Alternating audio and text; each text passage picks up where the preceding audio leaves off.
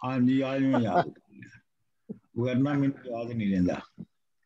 अच्छा जी। हाँ जी, बिल्कुल ऑन हो गया जी। हाँ जी।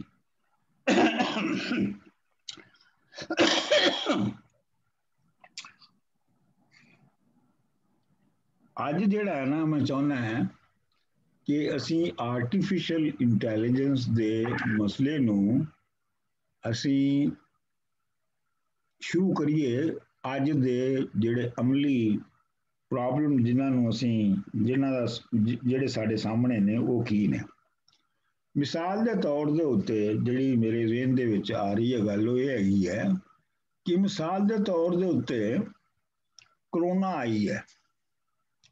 ਕਰੋਨਾ ਦੇ ਨਾਲ ਪੂਰੀ ਜਿਹੜੀ ਹਿਊਮੈਨਿਟੀ ਹੈ ਉਹ ਇਫੈਕਟ ਹੋਈ ਹੈ। ਯਾਨੀ ਪੂਰੀ ਹਿਊਮੈਨਿਟੀ ਦੀ ਜਿਹੜੀ ਲੇਬਰ ਫੋਰਸ ਹੈ ਉਹ ਇਫੈਕਟ ਹੋਈ ਹੈ। ਉਹਦਾ ਨਤੀਜਾ ਇਹ ਨਿਕਲਿਆ ਹੈ ਕਿ ਜਿਹੜੀ ਪ੍ਰੋਡਕਸ਼ਨ ਹੈ ਚੀਜ਼ਾਂ ਦੀ, ਉਹ ਬਹੁਤ ਸਾਰੇ ਮੁਲਕਾਂ ਦੇ ਵਿੱਚ ਬਹੁਤ ਘਟ ਗਈ ਹੈ। ਜਿੱਥੇ ਰਹਿ ਗਈ ਹੈ ਉੱਥੇ ਬਹੁਤ ਮਹਿੰਗੀ ਹੋ ਗਈ ਹੈ। ਮਿਸਾਲ ਦੇ ਤੌਰ ਦੇ ਉੱਤੇ ਇਹ ਕਰੋਨਾ ਦੇ ਜ਼ਮਾਨੇ ਦੇ ਵਿੱਚ ਅਮਰੀਕਾ ਦੇ ਵਿੱਚ ਖਾਸ ਤੌਰ ਤੇ ਉਹ ਚੀਜ਼ਾਂ ਜਿਨ੍ਹਾਂ 'ਚ ਹਿਊਮਨ ਲੇਬਰ ਇਨਵੋਲਵ ਹੈ, ਜਿਵੇਂ ਸਬਜ਼ੀਆਂ ਤੋੜਨਾ, ਜਿਵੇਂ ਫਲ ਤੋੜਨਾ, ਈਵਨ ਟਰੱਕਿੰਗ ਕਰਨਾ ਜਿਹੜਾ ਹੈਗਾ ਹੈ, ਇਹ ਜਿਨ੍ਹਾਂ ਵਿੱਚ ਇਹ ਹੈ ਸੀ, ਉਹਨਾਂ ਦੀਆਂ ਕੀਮਤਾਂ ਬਹੁਤ ਵੱਧ ਗਈਆਂ ਨੇ। ਹੁਣ ਆਮ ਮਿਡਲ ਕਲਾਸ ਦਾ ਬੰਦਾ ਵੀ ਜਿਹੜਾ ਹੈ ਉਹ ਵੀ ਚੀਕਾਂ ਮਾਰਦਾ ਹੈ ਕਿ ਇੱਥੇ ਮਹਿੰਗਾਈ ਜਿਹੜੀ ਹੈ ਉਹ ਬਹੁਤ ਵੱਧ ਗਈ ਹੈ। ਵਧੀ ਕਿਉਂ ਹੈ? ਕਿਉਂਕਿ ਕਰੋਨਾ ਨੇ ਬਹੁਤ ਸਾਰੀ ਮੈਨ ਪਾਵਰ ਜਿਹੜੀ ਹੈ, ਪਰਸਨ ਪਾਵਰ ਜਿਹੜੀ ਹੈ ਹਿਊਮੈਨਿਟੀ ਦੀ, ਉਹਨੂੰ ਹੱਥਲ ਕਰ ਦਿੱਤਾ। ਇਹਨੂੰ ਆਪਣੀ ਸਿਰਫ ਇਸ ਨੂੰ ਸਮਝਣ ਲਈ ਇਹਨੂੰ ਥੋੜੀ ਜਿਹੀ ਐਕਸਟ੍ਰੀਮ ਤੇ ਲੈ ਜਾਈਏ, ਫਰਜ਼ੀ ਐਕਸਟ੍ਰੀਮ ਤੇ ਲੈ ਜਾਈਏ। ਫਰਜ਼ ਕਰੋ ਕਿ 80% ਜਿਹੜੀ ਹਿਊਮੈਨਿਟੀ ਹੈ ਉਹ ਇਸ ਤਰ੍ਹਾਂ ਦੇ ਕਿਸੇ ਪੈਂਡੈਮਿਕ ਵਿੱਚ, ਪੈਂਡੈਮਿਕ ਇਸ ਤਰ੍ਹਾਂ ਜਿਸ ਤਰ੍ਹਾਂ ਦਾ ਕਰੋਨਾ ਆਇਆ, ਉਹ ਉਹਦਾ ਸ਼ਿਕਾਰ ਹੋ ਜਾਂਦੀ ਹੈ। ਤੇ ਉਸ ਵੇਲੇ ਪੈਦਾਵਾਰ ਕੌਣ ਕਰੇਗਾ? ਉਸ ਪੈਦਾਵਾਰ ਨੂੰ ਟਰਾਂਸਪੋਰਟ ਕਿਵੇਂ ਕੀਤਾ ਜਾਏਗਾ? ਔਰ ਉਸ ਪੈਦਾਵਾਰ ਨੂੰ ਕੰਜ਼ਿਊਮ ਕਿਵੇਂ ਕੀਤਾ ਜਾਏਗਾ? ਇਹ ਸਵਾਲ ਪੈਦਾ ਹੋ ਜਾਏਗਾ। ਫਰਜ਼ ਕਰੋ ਅਗਰ ਹਿਊਮੈਨਿਟੀ ਦੀ ਇੰਨੀ ਵੱਡੀ ਤਾਦਾਦ ਜਿਹੜੀ ਹੈ ਉਹ ਕਿਸੇ ਪੈਂਡੈਮਿਕ ਦੇ ਵਿੱਚ ਇਫੈਕਟ ਹੋ ਜਾਂਦੀ ਹੈ। ਅੱਛਾ, ਇਹ ਜਿਹੜਾ ਸਵਾਲ ਮੈਂ ਚੁੱਕ ਰਿਹਾ ਹਾਂ, ਇਹ ਸਵਾਲ ਤੁਸੀਂ ਅਮਰੀਕਾ ਦੇ ਦੁਆਰਾ ਤੁਸੀਂ ਕੰਟੈਕਸਟ ਵਿੱਚ ਵੇਖੋ ਕਿ ਹੁਣ ਜਦੋਂ ਕਿ ਚੀਜ਼ਾਂ ਦੀਆਂ ਕੀਮਤਾਂ ਬਹੁਤ ਵੱਧ ਗਈਆਂ ਨੇ ਔਰ ਲੋਕੀ ਚੀਕਾਂ ਮਾਰਨ ਲੱਗ ਪਏ ਨੇ, ਤੇ ਇਹਦਾ ਜਿਹੜਾ ਪਹਿਲਾ ਸਵਾਲ ਉੱਠਣਾ ਹੈ ਉਹ ਇਹ ਹੈ ਕਿ ਇਹਨਾਂ ਚੀਜ਼ਾਂ ਨੂੰ ਸਸਤਾ ਕਿਵੇਂ ਪੈਦਾ ਕੀਤਾ ਜਾਏ, ਕਿਵੇਂ ਸਸਤੇ ਤੋਂ ਸਸਤਾ ਪੈਦਾ ਕੀਤਾ ਜਾਵੇ। ਅੱਛਾ, ਬਾਈ ਦਾ ਵੇ ਇੱਥੇ ਹੁਣ ਕਿਉਂਕਿ ਜਿਹੜੀ ਹਕੂਮਤ ਹੈ ਉਹ ਬੇਰੋਜ਼ਗਾਰੀ ਅਲਾਉਂਸ ਦੇ ਰਹੀ ਹੈ ਇਹਦੀ ਕਰੋਨਾ ਵਾਇਰਸ ਦੀ ਵਜ੍ਹਾ ਤੋਂ, ਤੇ ਉਹ ਜਿਹੜਾ ਅਲਾਉਂਸ ਦੇ ਰਹੀ ਹੈ ਉਹ ਇੰਨਾ ਹੈ, ਉਹ $500-600 ਹਫ਼ਤੇ ਦਾ ਵੀ ਮਿਲ ਜਾਂਦਾ ਲੋਕਾਂ ਨੂੰ। ਉਹ ਇੰਨਾ ਹੈ ਕਿ ਜੇ ਉਹ ਕੰਮ ਕਰਨ ਜਾਣ ਤੇ ਉਹਨਾਂ ਨੂੰ ਇੰਨੇ ਪੈਸੇ ਨਹੀਂ ਮਿਲਦੇ, ਲਿਹਾਜ਼ਾ ਉਹਨਾਂ ਨੇ ਕੰਮ ਤੇ ਜਾਣਾ ਬੰਦ ਕਰ ਦਿੱਤਾ। ਲਿਹਾਜ਼ਾ ਹਰ ਜਿਹੜਾ ਵੀ ਸੈਕਟਰ ਹੈ ਇੱਥੇ ਅਮਰੀਕਾ ਦਾ, ਉਹਦੇ ਵਿੱਚ ਲੇਬਰ ਦੀ ਸ਼ਾਰਟੇਜ ਪੈਦਾ ਹੋ ਗਈ ਹੈ। ਹੁਣ ਇਹਦਾ ਮਤਲਬ ਇਹ ਹੈ ਕਿ ਹੁਣ ਜਿਹੜੇ ਆਮ ਮੈਕਡੋਨਲਡ ਵਗੈਰੇ ਜਿਹੜੇ ਆਊਟਲੈਟਸ ਨੇ, ਜਿਹੜੇ ਆਮ ਲੋਅਰ ਮਿਡਲ ਕਲਾਸ ਜਿਨ੍ਹਾਂ ਤੋਂ ਚੀਜ਼ਾਂ ਲੈ ਕੇ ਖਾਂਦੀ ਹੈ, ਉਹਨਾਂ ਵਿੱਚ ਵੀ ਜਿਹੜੀ ਲੇਬਰ ਹੈ ਉਹਨੂੰ ਫਰਜ਼ ਕਰੋ ਪਹਿਲੇ ਤੇ ਉਹਨੂੰ $7-8 ਘੰਟੇ ਦੇ ਮਿਲਦੇ ਸਨ, ਤੇ ਹੁਣ ਉਹਨੂੰ ਫਰਜ਼ ਕਰੋ ਕਮ ਸੇ ਕਮ $15 ਜਾਂ $16 ਦੇ ਦੇਣ ਤੇ ਤਾਂ ਉਹ ਕੰਮ ਕਰਨ ਆਵੇਗੀ। ਤੇ ਜੇ ਉਹ $16 ਜਾਂ $17 ਘੰਟੇ ਦੇ ਉੱਤੇ ਦੇ ਕੇ ਆਏਗੀ, ਤੇ ਫਿਰ ਜਿੰਨੀਆਂ ਵੀ ਚੀਜ਼ਾਂ ਮੈਕਡੋਨਲਡ ਜਾਂ ਜੋ ਵੀ ਵੇਚਦਾ ਹੈ ਉਹਨਾਂ ਚੀਜ਼ਾਂ ਦੀਆਂ ਕੀਮਤਾਂ ਵੀ ਡਬਲ ਹੋ ਜਾਣਗੀਆਂ। ਮਤਲਬ 7.5 ਤੋਂ ਜਦੋਂ $15 ਦੇਣੇ ਪੈਣਗੇ ਤੇ ਚੀਜ਼ਾਂ ਦੀਆਂ ਕੀਮਤਾਂ ਵੀ ਦੁਗਣੀਆਂ ਹੋ ਜਾਣਗੀਆਂ। ਤੇ ਉਹ ਚੀਜ਼ਾਂ ਦੀਆਂ ਦੁਗਣੀਆਂ ਕੀਮਤਾਂ ਜਿਹੜੀਆਂ ਨੇ ਉਹ ਅਫੋਰਡ ਨਹੀਂ ਹੋਣਗੀਆਂ ਬਹੁਤ ਸਾਰੇ ਲੋਕਾਂ ਨੂੰ। लिहाजा कहना मैं ये जा रहा है कि ये सूरत पैदा हो गई है इस कोरोना की वजह तो ये भी सूरत पैदा हो गई है कि जिहड़ा अपना धनपाल तबका है सरमायाकार तबका है उन्हें हुण ये वे पहले तो ज्यादा करना है कि क्या पैदावार जिहड़ी है वो रोबोट नाल करनी सस्ती है या बंदे दे नाल करनी सस्ती है। मिसाल के तौर पर मैं तुहानूं फिर मैकडॉनल्ड की मिसाल वल लै जाना। मैकडॉनल्ड दे विच अक्सर जिहड़े काम ने वो मकैनिकल ने।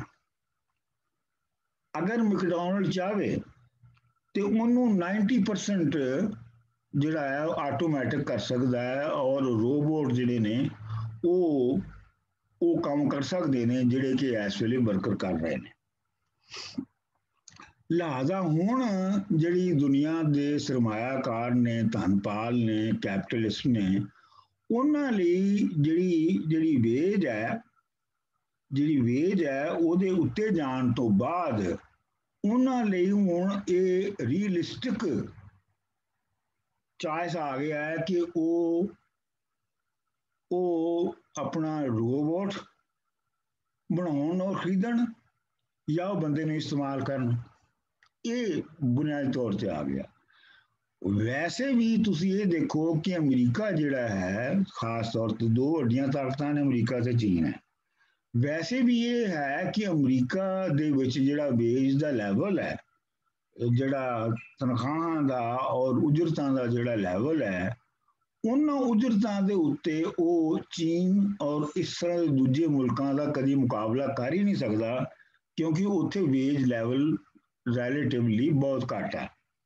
लिहाजा जो भी अमरीका की इंडस्ट्री ने जो कंपीट करना है हुण चीन दी इंडस्ट्रीज दे नाल या चीन च जिहड़ियां चीज़ां पैदा होंदियां ने ते वो सिर्फ रोबोटिक पैदावार नाल हो सकदियां ने और रोबोट्स जिहड़े ने उन्हां दी कीमत जिहड़ी है वो यूनीवर्सली तकरीबन एक ही होनी है।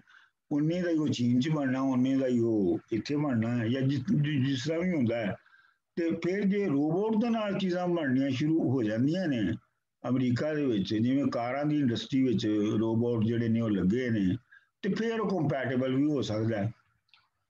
लेकिन ये नाल दो सवाल जिहड़े ने वो दूजे दो सवाल होर पैदा होंदे ने कि वो जिहड़ी तुसीं पहले भी गल कर चुके हैं पिछली बारी भी दो तीन मीटिंगां च असीं गल कर चुके हैं कि इस तरह करके जिहड़ा धनपाल है सरमायाकार है वो प्रोडक्शन कास्ट घटा लेगा रोबोट दे नाल।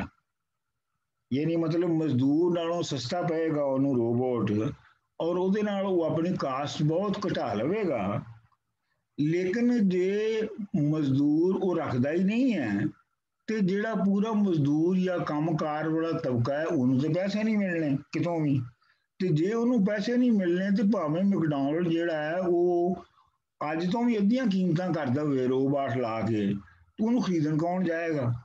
सो ਇਹਦਾ मतलब ये है कि जिहड़ी प्रोडक्शन टेक्नीक है एक जिहड़ी ਜਿਹੜੇ ਸਾਡੇ दोस्त प्रोग्रेसिव ने और इधर उधर ध्यान रखते हैं उन्होंने गल नोट करनी चाहिए है वो ये है कि जिहड़ी प्रोडक्शन की टेक्नीक है वो डिस्ट्रीब्यूशन के निज़ाम नूं भी उस सोसाइटी दे नूं तय करती है। मतलब अगर प्रोडक्शन की टेक्नीक रोबोटिक हो जाती है तो डिस्ट्रीब्यूशन का सिस्टम वैल्थ की डिस्ट्रीब्यूशन का सिस्टम उंज नहीं रहना। मतलब उंज तनखावां तो लोगों ने लैके तो चीज़ां नहीं खरीदनियां कोई होर निज़ाम वजूद च आना पेगा।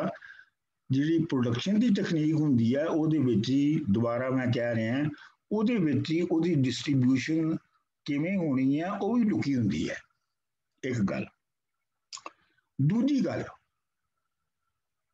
वो ये कि ये जदों मादी पैदावार जिहड़ी है उहदे विच आर्टिफिशियल इंटैलीजेंस दे नाल जो तब्दीलियां आ रही ने या आ चुकियां ने या आउणियां ने उन्हां दे नाल बंदे दे सुरत बंदे दी कॉन्शियसनैस ते बंदे दी शऊर दे विच भी ते फर्क पै रहा ना। मतलब बंदा कोई ਪੈਸਿਵ ਚੀਜ਼ ਤੇ ਹੈ ਨਹੀਂ ਹੈ ਕਿ ਆਪਣਾ ਮੇਰੇ ਪਿਓ ਦੇ ਜ਼ਮਾਨੇ ਦਾ ਬੰਦਾ ਜਿਹੜਾ ਹੈ ਉਹ ਉਸ ਜ਼ਮਾਨੇ ਦਾ ਬੰਦੇ ਦਾ ਜਿਹੜਾ ਸ਼ਊਰ ਹੈ ਉਹ ਉਹਦੇ ਹਿਸਾਬ ਨਾਲ ਸੀ। ਜਦੋਂ ਮੱਝਾਂ ਗਾਵਾਂ ਤੇ ਉਹ ਸਾਰਾ ਕੁਝ ਹੁੰਦਾ ਸੀ ਤੇ ਹਰ ਕੰਮ ਹੱਥ ਨਾਲ ਹੁੰਦਾ ਸੀ। ਹੁਣ ਸਾਡੇ ਜ਼ਮਾਨੇ ਵਿੱਚ ਰਲਾ ਮਿਲਾ ਹੈ ਕਿ ਕੋਈ ਥੋੜੇ ਬਹੁਤੇ ਜਿਹੜੇ ਨੇ ਉਹ ਫਿਜ਼ੀਕਲੀ ਹੁੰਦੇ ਨੇ ਤੇ ਕੁਝ ਬਾਕੀ ਕੰਮ ਜਿਹੜੇ ਨੇ ਆਟੋਮੇਸ਼ਨ ਨਾਲ ਹੁੰਦੇ ਨੇ। ਤੇ ਲੇਕਿਨ ਜਿਹੜੀ ਅਗਲੀ ਜਨਰੇਸ਼ਨ ਆਏਗੀ ਜਿਹਦੇ ਵਿੱਚ ਸਾਰੇ ਕੰਮ ਜਿਹੜੇ ਨੇ ਆਟੋਮੇਸ਼ਨ ਨਾਲ ਹੋਣਗੇ ਤੇ ਉਹਨਾਂ ਦੇ ਕੌਨਸ਼ੀਅਸਨੈਸ ਦੇ ਵਿੱਚ ਕੀ ਫਰਕ ਪਵੇਗਾ, ਇਹ ਖੁਦ ਆਪਣੇ ਤੌਰ ਦੇ ਉੱਤੇ ਸੋਚਣ ਵਾਲੀ ਗੱਲ ਹੈ। ਔਰ ਜਦੋਂ ਉਹਨਾਂ ਦੇ ਕੌਨਸ਼ੀਅਸਨੈਸ ਬਦਲੇਗਾ ਇਹਨਾਂ ਸਾਰੀਆਂ ਕਾਰਨਾਂ ਤੋਂ, ਇਹਨਾਂ ਸਾਰੀਆਂ ਕਾਜ਼ਸ ਤੋਂ, ਤੇ ਉਹ ਕਿਸ ਤਰ੍ਹਾਂ ਦੀ ਸੁਸਾਇਟੀ ਨੂੰ, ਉਸ ਸੁਸਾਇਟੀ ਦੀ ਰਿਸਟਰਕਚਰ ਕਿਵੇਂ ਕਰਨਗੇ, ਕਿਉਂਕਿ ਸੁਸਾਇਟੀ ਨੇ ਫਿਰ ਰੀਸਟਰਕਚਰ ਤੇ ਹੋਣਾ ਹੈ। ਕਿਉਂਕਿ ਹਰ ਜਿਹੜੀ ਮੋਡ ਆਫ ਪ੍ਰੋਡਕਸ਼ਨ ਹੈ ਜਿਹੜੀ ਜਦੋਂ ਬਦਲਦੀ ਹੈ ਉਹਦੇ ਨਾਲ ਸੁਸਾਇਟੀ ਦੀ ਰੀਕਨਸਟਰਕਸ਼ਨ, ਰੀ ਅਲਾਈਨਮੈਂਟ ਹੁੰਦੀ ਹੈ। ਜਦੋਂ ਫਿਊਡਲਿਜ਼ਮ ਤੇ ਐਗਰੇਰੀਅਨ ਸਿਸਟਮ ਹੁੰਦਾ ਹੈ ਉਹਦੇ ਵਿੱਚ ਇੱਕ ਖਾਸ ਤਰ੍ਹਾਂ ਦੀ ਸੁਸਾਇਟੀ ਦੀ ਇੰਸਟੀਟਿਊਸ਼ਨਸ ਹੁੰਦੇ ਨੇ ਤੇ ਸੈਟਅਪਸ ਹੁੰਦੇ ਨੇ। ਤੇ ਫਿਰ ਜਦੋਂ ਇੰਡਸਟਰੀਅਲਾਈਜੇਸ਼ਨ ਆ ਜਾਂਦੀ ਹੈ ਜਿਵੇਂ ਯੂਰਪ ਅਮਰੀਕਾ 'ਚ ਆਈ ਹੈ ਤੇ ਫਿਰ ਉਹ ਬੰਦੇ ਦੇ ਬੰਦੇ ਨਾਲ ਤਾਲੁਕਾਤ, ਬੰਦੇ ਦੇ ਸਟੇਟ ਨਾਲ ਤਾਲੁਕਾਤ, ਬੰਦੇ ਦੇ ਮਜ਼ਹਬ ਨਾਲ ਤਾਲੁਕਾਤ, ਉਹ ਸਾਰੇ ਜਿਹੜੇ ਨੇ ਉਹ ਬਦਲ ਜਾਂਦੇ ਨੇ।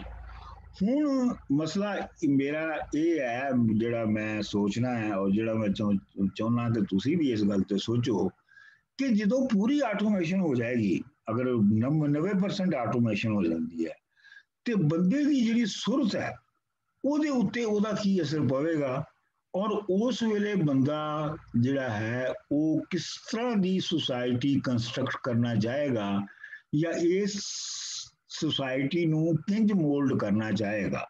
ਇਹ ਗੱਲ ਜਿਹੜੀ ਹੈ ਇਹ ਬਹੁਤ ਮੁੱਢਲੀ ਅਹਿਮੀਅਤ ਦੀ ਹੈ, ਇੰਪੋਰਟੈਂਸ ਦੀ ਹੈ। ਕਿਉਂ ਜੀ ਇਹ ਗੱਲ ਬਣਦੀ ਹੈ ਤੁਹਾਡੇ ਜ਼ਿਹਨ 'ਚ ਜਿਹੜੀ ਮੈਂ ਸਵਾਲ ਚੁੱਕੇ ਨੇ? डॉक्टर साहब सवाल पूछ रहे हैं? जी मैं परवेज वंदर बोल रहा। जी जी बोलो बोलो। हाँ, मैं ਤੁਹਾਡੀ ਗੱਲ ਨੂੰ ਬਹੁਤ ਅੱਛਾ ਤੁਸੀਂ ਸਮਝਾਇਆ ਹੈ, ਆਇਆ ਹੈ, ਲੇਕਿਨ ਇਹਨੂੰ ਇਸ ਤਰ੍ਹਾਂ ਵੀ ਕਿਹਾ ਜਾਂਦਾ ਕਿ ਜਿੰਨੀਆਂ ਜਿਹੜੀਆਂ ਮਕੈਨੀਕਲ ਨੇ ਜਾਂ ਜਿਹੜੀਆਂ ਲੇਬਰ ਤਲਬ ਚੀਜ਼ਾਂ ਨੇ ਜਿਨ੍ਹਾਂ ਤੇ ਮਿਹਨਤ ਕਰਨੀ ਪੈਂਦੀ ਹੈ, ਜਿਨ੍ਹਾਂ ਤੇ ਹੱਥ ਲਾਉਣਾ ਪੈਂਦਾ ਹੈ, ਉਹ ਰੋਬੋਟਸ ਟੇਕ ਓਵਰ ਕਰ ਰਹੇ ਨੇ ਔਰ ਉਹਨਾਂ ਨੇ ਕੰਪਲੀਟਲੀ ਰਿਪਲੇਸ ਕਰ ਲੈਣਾ। ਅੱਛਾ, ਇਸੇ ਤਰ੍ਹਾਂ ਹੀ ਮਤਲਬ ਹੈ ਕਿ ਮੈਂ ਜੇ ਕਿਉਂਕਿ ਆਰਕੀਟੈਕਟ ਹਾਂ ਤਾਂ ਅਸੀਂ ਦੇਖ ਰਹੇ ਹਾਂ ਪਏ ਕਿ ਹਰ ਸ਼ੋਬੇ ਦੇ ਦੋ ਪਹਿਲੂ ਹੁੰਦੇ ਨੇ। ਇੱਕ ਤੇ ਕੁਝ ਕੰਮ ਫਿਜ਼ੀਕਲੀ ਕਰਨਾ ਪੈਂਦਾ ਤੇ ਇੱਕ ਕੁਝ ਸੋਚ ਵਿਚਾਰ ਦਾ ਕੰਮ ਹੈ। ਇਹ ਦੋ ਮਿਲ ਕੇ ਇੱਕ ਚੀਜ਼ ਪੈਦਾ ਕਰਦੇ। ਜਿਹੜੀ ਸਾਡਾ ਸੀ ਕਿ ਜਿੰਨੀਆਂ ਅਸੀਂ ਨਕਸ਼ੇ ਬਣਾਉਂਦੇ ਹਾਂ ਆਪਣਾ, ਉਹ ਸਾਰੀਆਂ ਉਹਨਾਂ ਮਸ਼ੀਨਾਂ ਨੇ ਟੇਕ ਓਵਰ ਕਰ ਲਿਆ। ਉਹ ਮਸ਼ੀਨਾਂ ਹੁਣ ਇੰਨੀ ਐਡਵਾਂਸ ਪਹੁੰਚ ਗਈਆਂ ਨੇ ਕਿ ਉਹ ਲੱਗਦਾ ਹੈ ਕਿ ਸ਼ਾਇਦ ਜਿਵੇਂ ਪ੍ਰੋਫੈਸ਼ਨ ਸਾਡਾ ਆਰਕੀਟੈਕਟਸ ਦਾ ਜਾਂ ਡਾਕਟਰਾਂ ਦਾ ਜਾਂ ਲਾਇਰਸ ਦਾ, ਇਹਦੀ ਕੋਈ ਬਾਅਦ ਵਿੱਚ ਕੋਈ ਸਮਝ ਨਹੀਂ ਆਉਂਦੀ ਕਿ ਲੋਕੀ ਕਰਨ ਦੇ ਕਿਉਂ, ਕਿਉਂਕਿ ਸਾਰਾ ਕੰਮ ਤਾਂ ਮਸ਼ੀਨਾਂ ਨੇ ਕਰ ਲੈਣਾ। ਸਵਾਲ ਮੇਰਾ ਅੱਗੋਂ ਹੈ ਕਿ ਜਿਹੜੀ ਵਰਕਿੰਗ ਕਲਾਸ ਹੈ, ਅਸੀਂ ਜੇ ਹਿਸਟੋਰੀਕਲ ਮਟੀਰੀਅਲ ਦੇਖੀਏ, ਜਿਹੜੀ ਵਰਕਿੰਗ ਕਲਾਸ ਹੈ ਉਹਦਾ ਫਿਰ ਇਸ 'ਚ ਕੀ ਫਿਊਚਰ ਹੈ? ਉਹ ਗਾਇਬ ਹੋ ਜਾਏਗੀ? ਇਹ ਮੇਰਾ ਸਵਾਲ ਹੈ। ਦੇਖੋ ਜੀ, ਉਹੀ ਸਵਾਲ ਤੇ ਪਿਛਲੇ 2 ਮੀਟਿੰਗਾਂ ਤੋਂ ਅਸੀਂ ਜਿਹੜਾ ਇਹਨੂੰ ਐਡਰੈਸ ਕਰ ਰਹੇ ਹਾਂ ਕਿ ਜਿਹੜੀ ਵਰਕਿੰਗ ਕਲਾਸ ਹੈ, ਜਿਹਨੂੰ ਅਸੀਂ ਵਰਕਿੰਗ, ਹਾਂਜੀ, ਪਹਿਲੀ ਜਿਹੜੀ ਵਰਕਿੰਗ ਕਲਾਸ ਹੈ, ਪਹਿਲੀ ਤਾਂ ਵਰਕ ਦੀ ਡੈਫੀਨੇਸ਼ਨ ਕੀ ਹੈ? ਸਹੀ ਹੈ। ਡੈਫੀਨੇਸ਼ਨ ਖੁਦ ਜਿਹੜੀ ਹੈ ਉਹ ਨਵੇਂ ਸਿਰੇ ਤੋਂ ਕਰਨੀ ਪਏਗੀ। ਮਿਸਾਲ ਦੇ ਤੌਰ ਤੇ ਹੁਣ ਵਰਕ ਉਹਨੂੰ ਕਿਹਾ ਜਾਂਦਾ ਹੈ ਜਿਹਦੇ ਜਵਾਬ ਦੇ ਵਿੱਚ ਤੁਹਾਨੂੰ ਵੇਜ ਮਿਲੇ। ਕੋਈ ਵੀ ਕੰਮ, ਮਤਲਬ ਤੁਸੀਂ ਕਿਸੇ ਦੇ ਜਾ ਕੇ ਪੱਠੇ ਵੱਢਦੇ ਹੋ ਜਾਂ ਕਿਸੇ ਲਈ ਹਲ ਵਾਹੁੰਦੇ ਹੋ ਜਾਂ ਕਿਸੇ ਦੇ ਕਾਰਖਾਨੇ ਦੇ ਖਲੋ ਕੇ ਕੰਮ ਕਰਦੇ ਹੋ ਜਾਂ ਕਿਸੇ ਦੀ ਦੁਕਾਨ ਦੇ ਉੱਤੇ ਹਿਸਾਬ ਕਿਤਾਬ ਜਾ ਕੇ ਕਰਦੇ ਹੋ, ਤਾਂ ਉਹ ਕੰਮ ਹੈ, ਉਹਦੇ ਬਦਲੇ 'ਚ ਤੁਹਾਨੂੰ ਜਿਹੜੀ ਹੈ ਉਹ ਪੇਮੈਂਟ ਮਿਲਦੀ ਹੈ, ਕੰਪਨਸੇਸ਼ਨ ਮਿਲਦੀ ਹੈ। ਮਤਲਬ ਇਹ ਹੈ ਕਿ ਸਰਮਾਇਆਦਾਰੀ ਦੌਰ ਦੇ ਵਿੱਚ ਜਿਹੜਾ ਸਰਮਾਇਆਕਾਰ ਹੈ ਉਹ ਮਜ਼ਦੂਰ ਦੀ ਜਿਹੜੀ ਲੇਬਰ ਪਾਵਰ ਹੈ ਉਹਨੂੰ ਖਰੀਦਦਾ ਹੈ ਕਿ ਉਹ ਕਹਿੰਦਾ ਹੈ ਜੀ ਮੈਂ 10 ਘੰਟੇ ਤੇਰੇ ਖਰੀਦਣੇ ਆ ਤੇਰੀ ਲੇਬਰ ਪਾਵਰ ਦੇ, ਤੇ ਇਹਦੇ ਬਦਲੇ 'ਚ ਮੈਂ ਤੈਨੂੰ ਇੰਨੇ ਪੈਸੇ ਦੇ ਰਿਹਾ। ਅੱਛਾ, ਇਹਨੂੰ ਅਸੀਂ ਕਹਿੰਦੇ ਆ ਵਰਕ। ਹੁਣ ਤੱਕ ਇਹਨੂੰ ਸਾਡੇ ਦਿਨਾਂ ਦੇ ਵਿੱਚ ਇਹੋ ਹੀ ਵਰਕ ਹੈ। ਲੇਕਿਨ ਮਿਸਾਲ ਦੇ ਤੌਰ ਦੇ ਉੱਤੇ ਇੱਕ ਬੰਦਾ ਜਿਹੜਾ ਹੈਗਾ ਉਹ ਫਰਜ਼ ਕਰੋ ਬੰਜਲੀ ਵਜਾਉਂਦਾ ਹੈ, ਜਿਵੇਂ ਰਾਂਝਾ ਸੀਗਾ ਬੰਸਰੀ ਵਜਾਉਂਦਾ ਹੈ, ਉਹਨੂੰ ਅਸੀਂ ਕੰਮ ਨਹੀਂ ਸਮਝਦੇ। ਹਾਲਾਂਕਿ ਜਿਹੜੀ ਬੰਜਲੀ ਵਜਾਉਣ ਦੀ ਟੈਕਨੀਕ ਹੈ, ਜਿਹੜੀ ਸਕਿੱਲ ਹੈ, ਉਹ ਹਲ ਵਾਹੁਣ ਦੇ ਨਾਲੋਂ ਤੇ ਡੰਗਰ ਚਾਰਨ ਦੇ ਨਾਲੋਂ ਬਹੁਤ ਜ਼ਿਆਦਾ ਮੁਸ਼ਕਲ ਹੈ। ਔਰ ਉਹਦੇ ਲਈ ਤੁਹਾਨੂੰ ਬਹੁਤ ਲੰਮਾ ਅਰਸਾ ਵੀ ਲੱਗ ਜਾਂਦਾ ਹੈ ਉਹਨੂੰ ਸਿੱਖਣ ਲਈ। ਠੀਕ, ਅੱਛਾ, ਲਿਹਾਜ਼ਾ ਇਹ ਮਤਲਬ ਹੋਇਆ ਕਿ ਜਦੋਂ ਜਿਸਮਾਨੀ ਜਿਹੜੀ ਮਿਹਨਤ ਹੈ ਉਹਨੂੰ ਸਿਰਫ ਕੰਮ ਦੇ ਤੌਰ ਤੇ ਡਿਫਾਈਨ ਕਰਨਾ ਛੱਡ ਦਿੱਤਾ ਜਾਏਗਾ ਤੇ ਫਿਰ ਹੋਰ ਜਿਹੜੀਆਂ ਇਨਸਾਨੀ ਸਕਿੱਲਸ ਨੇ ਉਹਨਾਂ ਨੂੰ ਅਹਿਮੀਅਤ ਦਿੱਤੀ ਜਾਣ ਲੱਗ ਪਏਗੀ, ਜਿਵੇਂ ਕਿ ਬੰਸੀ ਵਜਾਉਣਾ ਜਾਂ ਬੰਜਲੀ ਵਜਾਉਣਾ, ਕਿਉਂਕਿ ਉਹ ਵੀ ਉਨੀਆਂ ਹੈ ਨਹੀਂ। ਹੁਣ ਮਸਲਾ ਇਹ ਹੈਗਾ, ਜਿਹੜਾ ਦੂਸਰਾ ਕੁਐਸਚਨ ਤੁਸੀਂ ਜਿਹੜਾ ਇੰਪਲਿਸਿਟਲੀ ਪੁੱਛ ਰਹੇ ਹੋ ਔਰ ਜਿਹਦੇ ਉੱਤੇ ਅਸੀਂ ਬਹੁਤ ਗੱਲ ਕਰ ਚੁੱਕੇ ਹਾਂ, ਉਹ ਇਹ ਗੱਲ ਹੈਗੀ ਹੈ ਕਿ ਅਗਰ ਇਹ ਜਿਸਮਾਨੀ ਮਿਹਨਤ ਕਰਨ ਵਾਲੀ ਕਲਾਸ, ਜਿਹਨੂੰ ਅਸੀਂ ਪ੍ਰੋਲਤਾਰੀਆ ਜਾਂ ਜਿਹਨੂੰ ਅਸੀਂ ਮਜ਼ਦੂਰ ਕਹਿੰਦੇ ਸਾਂ, ਅਗਰ ਇਹਦੀ ਲੋੜ ਮੁੱਕ ਜਾਂਦੀ ਹੈ, ਖਤਮ ਹੋ ਜਾਂਦੀ ਹੈ, ਤੇ ਫਿਰ ਜਿਹੜਾ ਯਾਨੀ ਦੇਖੋ, ਜਿਹੜਾ ਨਾ ਇਹ ਲੇਬਰ ਕਲਾਸ ਦੀ ਮੌਜੂਦਗੀ ਔਰ ਸਰਮਾਇਆਦਾਰ ਕਲਾਸ ਦੀ ਮੌਜੂਦਗੀ, ਉਹਦੀ ਵਜ੍ਹਾ ਤੋਂ ਇੱਕ ਖਾਸ ਤਰ੍ਹਾਂ ਦਾ ਵੈਲਥ ਡਿਸਟ੍ਰੀਬਿਊਸ਼ਨ ਸਿਸਟਮ ਵਜੂਦ ਦੇ ਵਿੱਚ ਹੈ। ਸਹੀ, ਇਹ ਗੱਲ ਸਮਝ ਰਹੇ ਹੋ ਨਾ ਤੁਸੀਂ? ਜੀ ਠੀਕ ਹੈ ਜੀ। ਹੁਣ ਜੇ ਫਰਜ਼ ਕਰੋ ਮਜ਼ਦੂਰ ਦੇ ਜਾਂ ਇਨਸਾਨਾਂ ਦੇ ਜਿਹੜੇ ਫਿਜ਼ੀਕਲ ਲੇਬਰ ਹੈ ਉਹਦੀ ਕੋਈ ਲੋੜ ਨਹੀਂ ਰਹਿੰਦੀ, ਤੇ ਉਹਨਾਂ ਦੀ ਕੋਈ ਕੰਪਨਸੇਸ਼ਨ, ਜਦੋਂ ਲੋੜ ਨਹੀਂ ਤਾਂ ਉਹਨਾਂ ਦੀ ਕੰਪਨਸੇਸ਼ਨ ਵੀ ਕੋਈ ਨਹੀਂ ਦੇਵੇਗਾ। ਇਹਦਾ ਮਤਲਬ ਇਹ ਹੋਇਆ ਕਿ ਜਿਹੜਾ ਪੁਰਾਣਾ ਜਿਹੜਾ ਡਿਸਟ੍ਰੀਬਿਊਸ਼ਨ ਦਾ ਸਿਸਟਮ ਸੀ ਇਨਕਮ ਦਾ ਜਾਂ ਵੈਲਥ ਦਾ, ਉਹ ਖਤਮ ਹੋ ਗਿਆ। ਇਹਦਾ ਮਤਲਬ ਇਹ ਹੈ ਕਿ ਤੁਹਾਨੂੰ ਵੈਲਥ ਦਾ ਜਾਂ ਇਨਕਮ ਦੀ ਡਿਸਟ੍ਰੀਬਿਊਸ਼ਨ ਦਾ ਬਿਲਕੁਲ ਹੀ ਇੱਕ ਨਵਾਂ ਸਿਸਟਮ ਜਿਹੜਾ ਹੈ ਉਹ ਲਿਆਉਣਾ ਪਏਗਾ, ਜਿਹਦੀ ਬੇਸ ਇਹ ਨਹੀਂ ਹੋਏਗੀ ਕਿ ਤੁਸੀਂ ਕਿੰਨੇ ਘੰਟੇ ਖਲੋ ਕੇ ਕੰਮ ਕੀਤਾ ਤੇ ਕਿੰਨੇ ਘੰਟੇ ਖਲੋ ਕੇ ਕੰਮ ਨਹੀਂ ਕੀਤਾ। ਫਿਰ ਤੁਸੀਂ ਮਜ਼ਦੂਰ ਦੀ ਜਿਹੜੀ ਲੇਬਰ ਪਾਵਰ ਹੈ ਉਹਨੂੰ ਘੰਟਿਆਂ ਜਾਂ ਮਹੀਨਿਆਂ ਜਾਂ ਸਾਲਾਂ ਦੇ ਹਿਸਾਬ ਨਾਲ ਨਹੀਂ ਖਰੀਦ ਸਕੋਗੇ। ਉਹਦੀ ਡਿਸਟ੍ਰੀਬਿਊਸ਼ਨ ਇਨਕਮ ਦੀ ਬਿਲਕੁਲ ਹੀ ਕਿਸੇ ਹੋਰ ਪੈਟਰਨ ਤੇ, ਕਿਸੇ ਹੋਰ ਪ੍ਰੈਮਿਸਿਸ ਦੇ ਉੱਤੇ, ਪੈਰਾਮੀਟਰ ਦੇ ਉੱਤੇ ਹੋਏਗੀ। ਇਹਦਾ ਤੁਹਾਡੀ ਸਵਾਲ।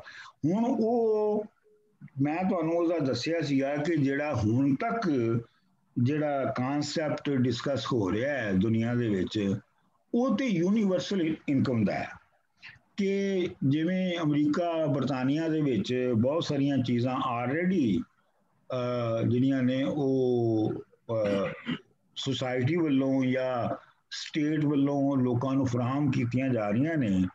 ਇਸੇ ਤਰ੍ਹਾਂ ਇੱਕ ਬੇਸਿਕ ਇਨਕਮ, ਯੂਨੀਵਰਸਲ ਇਨਕਮ ਜਿਹੜੀ ਹੈ ਉਹ ਹਰ ਬੰਦੇ ਨੂੰ ਪ੍ਰੋਵਾਈਡ ਕੀਤੀ ਜਾਵੇਗੀ, ਜਿਹੜਾ ਬੰਦਾ ਵੀ ਆਪਣਾ ਪੈਦਾ ਹੁੰਦਾ ਹੈ। ਉਹਦੇ ਲਈ ਕੀ ਹੋਏਗਾ ਮੈਨੂੰ ਨਹੀਂ ਪਤਾ, ਉਸ ਲਈ ਸਟੇਟ ਕਿਸ ਤਰ੍ਹਾਂ ਦੀ ਹੋਏਗੀ, ਕਿਉਂਕਿ ਸਟੇਟ ਜਿਹੜੀ ਹੈ ਉਹ ਸਟੇਟ ਦਾ ਜਿਹੜਾ ਸਟਰਕਚਰ ਹੈ ਉਹ ਤੇ ਪੁਰਾਣੇ ਤਰੀਕੇ ਦੀ ਕੰਮ ਦੀ ਵੰਡ ਨਾਲ ਬਣਿਆ ਹੈ। ਜਦੋਂ ਇਹ ਸਾਰਾ ਕੁਝ ਤਬਦੀਲ ਹੋ ਜਾਂਦਾ ਤੇ ਫਿਰ ਸਟੇਟ ਕਿਸ ਤਰ੍ਹਾਂ ਦੀ ਹੋਏਗੀ। ਅਸੀਂ ਹੁਣ ਜੇ ਅੱਜ ਦੇ ਹਿਸਾਬ ਨਾਲ ਸੋਚੀਏ ਤੇ ਅਸੀਂ ਜ਼ਿਆਦਾ ਇਹ ਕਹਿ ਸਕਦੇ ਹਾਂ ਕਿ ਜੀ ਅਗਰ ਸਟੇਟ ਜਿਹੜੀ ਹੈ ਉਹ ਲੋਕਾਂ ਨੂੰ ਯੂਨੀਵਰਸਲ ਇਨਕਮ ਦੇਣ ਲਈ ਜਿਹੜਾ ਸਰਮਾਇਆਕਾਰ ਨੇ ਉਹਨਾਂ ਕੋਲ 90% ਟੈਕਸ ਲੈਣਾ ਸ਼ੁਰੂ ਕਰ ਦਿੰਦੀ ਹੈ, ਤੇ ਸਾਨੂੰ ਉਹੀ ਮਾਡਲ ਸਾਡੇ ਜ਼ਿਹਨ ਦੇ ਵਿੱਚ ਇਸ ਵੇਲੇ ਆ ਸਕਦਾ ਹੈ। ਇਸ ਤੋਂ ਇਲਾਵਾ ਸਾਡੇ ਜ਼ਿਹਨ ਦੇ ਵਿੱਚ ਅਜੇ ਕੋਈ ਮਾਡਲ ਆ ਨਹੀਂ ਸਕਦਾ, ਕਿਉਂਕਿ ਅਸੀਂ ਪੈਦਾਵਾਰ ਹੈਗੇ ਆ ਇੱਕ ਉਹ ਸਿਸਟਮ ਦੀ ਜਿਹਦੇ ਵਿੱਚ ਬੇਸਿਕਲੀ ਜਿਸਮਾਨੀ ਮਿਹਨਤ ਦੀ ਕੰਪਨਸੇਸ਼ਨ ਮਿਲਦੀ ਸੀ, ਇਹ ਸੋਚਣ ਲਈ ਕਿ ਜਿੱਥੇ ਜਿਸਮਾਨੀ ਮਿਹਨਤ ਦੀ ਲੋੜ ਮੁੱਕ ਜਾਏਗੀ ਔਰ ਬੰਦਾ ਜਿਹੜਾ ਹੈ ਉਹ ਬਤੌਰ ਸਿਰਫ ਕੰਜ਼ਿਊਮਰ ਦੇ ਅਹਿਮ ਰਹਿ ਜਾਏਗਾ, ਬਤੌਰ ਕੰਜ਼ਿਊਮਰ ਦੀ ਉਹਦੀ ਇੰਪੋਰਟੈਂਸ ਰਹਿ ਜਾਏਗੀ, ਉਹ ਸਮਾਂ ਕੀ ਹੋਵੇਗਾ ਉਹਦਾ ਸਾਡੇ ਇਮੈਜੀਨੇਸ਼ਨ ਦੇ ਵਿੱਚ ਅਜੇ, ਮੇਰੇ ਇਮੈਜੀਨੇਸ਼ਨ ਦੇ ਵਿੱਚ ਪੂਰੀ ਤਰ੍ਹਾਂ ਅਜੇ ਨਹੀਂ ਆ ਰਿਹਾ। ਵੈਸੇ ਬਾਈ ਦਾ ਵੇ ਮੈਂ ਪ੍ਰਵੇਸ਼ ਸਾਹਿਬ ਇੱਕ ਤੁਹਾਨੂੰ ਹੋਰ ਵੀ ਗੱਲ ਦੱਸਣੀ ਸੀ। ਤੁਹਾਨੂੰ ਇਹ ਪਤਾ ਹੈ ਨਾ ਕਿ ਜੀ ਹੁਣ ਐਸੀਆਂ ਮਸ਼ੀਨਾਂ ਆ ਗਈਆਂ ਨੇ, ਰੋਬੋਟਿਕ ਮਸ਼ੀਨਾਂ ਆ ਗਈਆਂ ਨੇ ਘਰ ਬਣਾਉਣ ਦੀਆਂ, ਜਿਹੜੀਆਂ ਕਿ ਦੋ ਬੰਦੇ ਉਹਨਾਂ ਨੂੰ ਚਲਾਉਂਦੇ ਨੇ ਤੇ ਉਹ 2-3 ਘੰਟਿਆਂ ਦੇ ਵਿੱਚ ਘਰ ਖੜਾ ਕਰ ਦਿੰਦੇ ਨੇ। ਮੈਂ ਦੇਖਿਆ, ਪੂਰਾ ਘਰ ਬਣ ਜਾਂਦਾ ਹੈ, ਪੂਰਾ ਘਰ ਬਣ ਜਾਂਦਾ। ਠੀਕ ਹੈ, ਅੱਛਾ 3D ਪ੍ਰਿੰਟਿੰਗ ਦਾ ਕਨਸੈਪਟ ਬੜਾ ਥੱਲੇ ਉੱਥੇ ਤੱਕ ਆ ਗਿਆ। ਠੀਕ ਹੈ ਨਾ। ਹੁਣ ਇਹ ਫਰਜ਼ ਕਰੋ ਇਹ ਇਹਦੇ ਵਿੱਚ ਫਰਦਰ ਆਟੋਮੇਸ਼ਨ ਹੁੰਦੀ ਹੈ ਇਹ ਸਾਰੇ ਕੰਮ ਦੇ ਵਿੱਚ, ਕੰਸਟਰਕਸ਼ਨ ਦੇ ਕੰਮ ਦੇ ਵਿੱਚ, ਤੇ ਕੰਸਟਰਕਸ਼ਨ ਦੇ ਕੰਮ ਦੇ ਵਿੱਚੋਂ ਜਿੰਨਾ ਵੀ ਲੇਬਰ ਮਿਸਤਰੀ ਫਲਾਣਾ ਟਮਕਾਣਾ, ਇੱਟਾਂ ਪਾਉਣ ਵਾਲੇ, ਇੱਟਾਂ ਬਣਾਉਣ ਵਾਲੇ, ਇੱਟਾਂ ਲੱਗਣ ਵਾਲੇ ਸਾਰੇ ਮੁੱਕ ਜਾਣਗੇ। ਆਹੋ ਠੀਕ ਹੈ, ਠੀਕ। ਤੇ ਘਰ ਜਿਹੜਾ ਹੈ ਉਹ ਮਸ਼ੀਨ ਜਾਏਗੀ, ਜਾ ਕੇ ਘਰ ਬਣਾ ਕੇ 2 ਘੰਟਿਆਂ ਚ ਕਿਤੇ ਹੋਰ ਚਲ ਜਾਏਗੀ। ਜੀ ਉਹ 200-300 ਘਰ ਇਕੱਠਾ ਇੱਕ ਮਹੀਨੇ ਵਿੱਚ ਬਣਾ ਕੇ ਤੁਹਾਨੂੰ ਦੇ ਦੇਗੀ। ਆਹੋ ਬਿਲਕੁਲ ਬਿਲਕੁਲ। ਮਤਲਬ ਇਹ ਹੈ ਕਿ ਉਹਦੇ ਨਾਲ ਫਿਰ ਇਹ ਹੈ ਕਿ ਅਗਰ ਉਹ ਘਰ ਇੰਨਾ ਸਸਤਾ ਬਣਦਾ ਹੈ ਤੇ ਫਿਰ ਹੋ ਸਕਦਾ ਹੈ ਕਿ ਉਸ ਵੇਲੇ ਇਹ ਹੋਵੇ ਕਿ ਹੁਣ ਸਹੀ ਹੈ।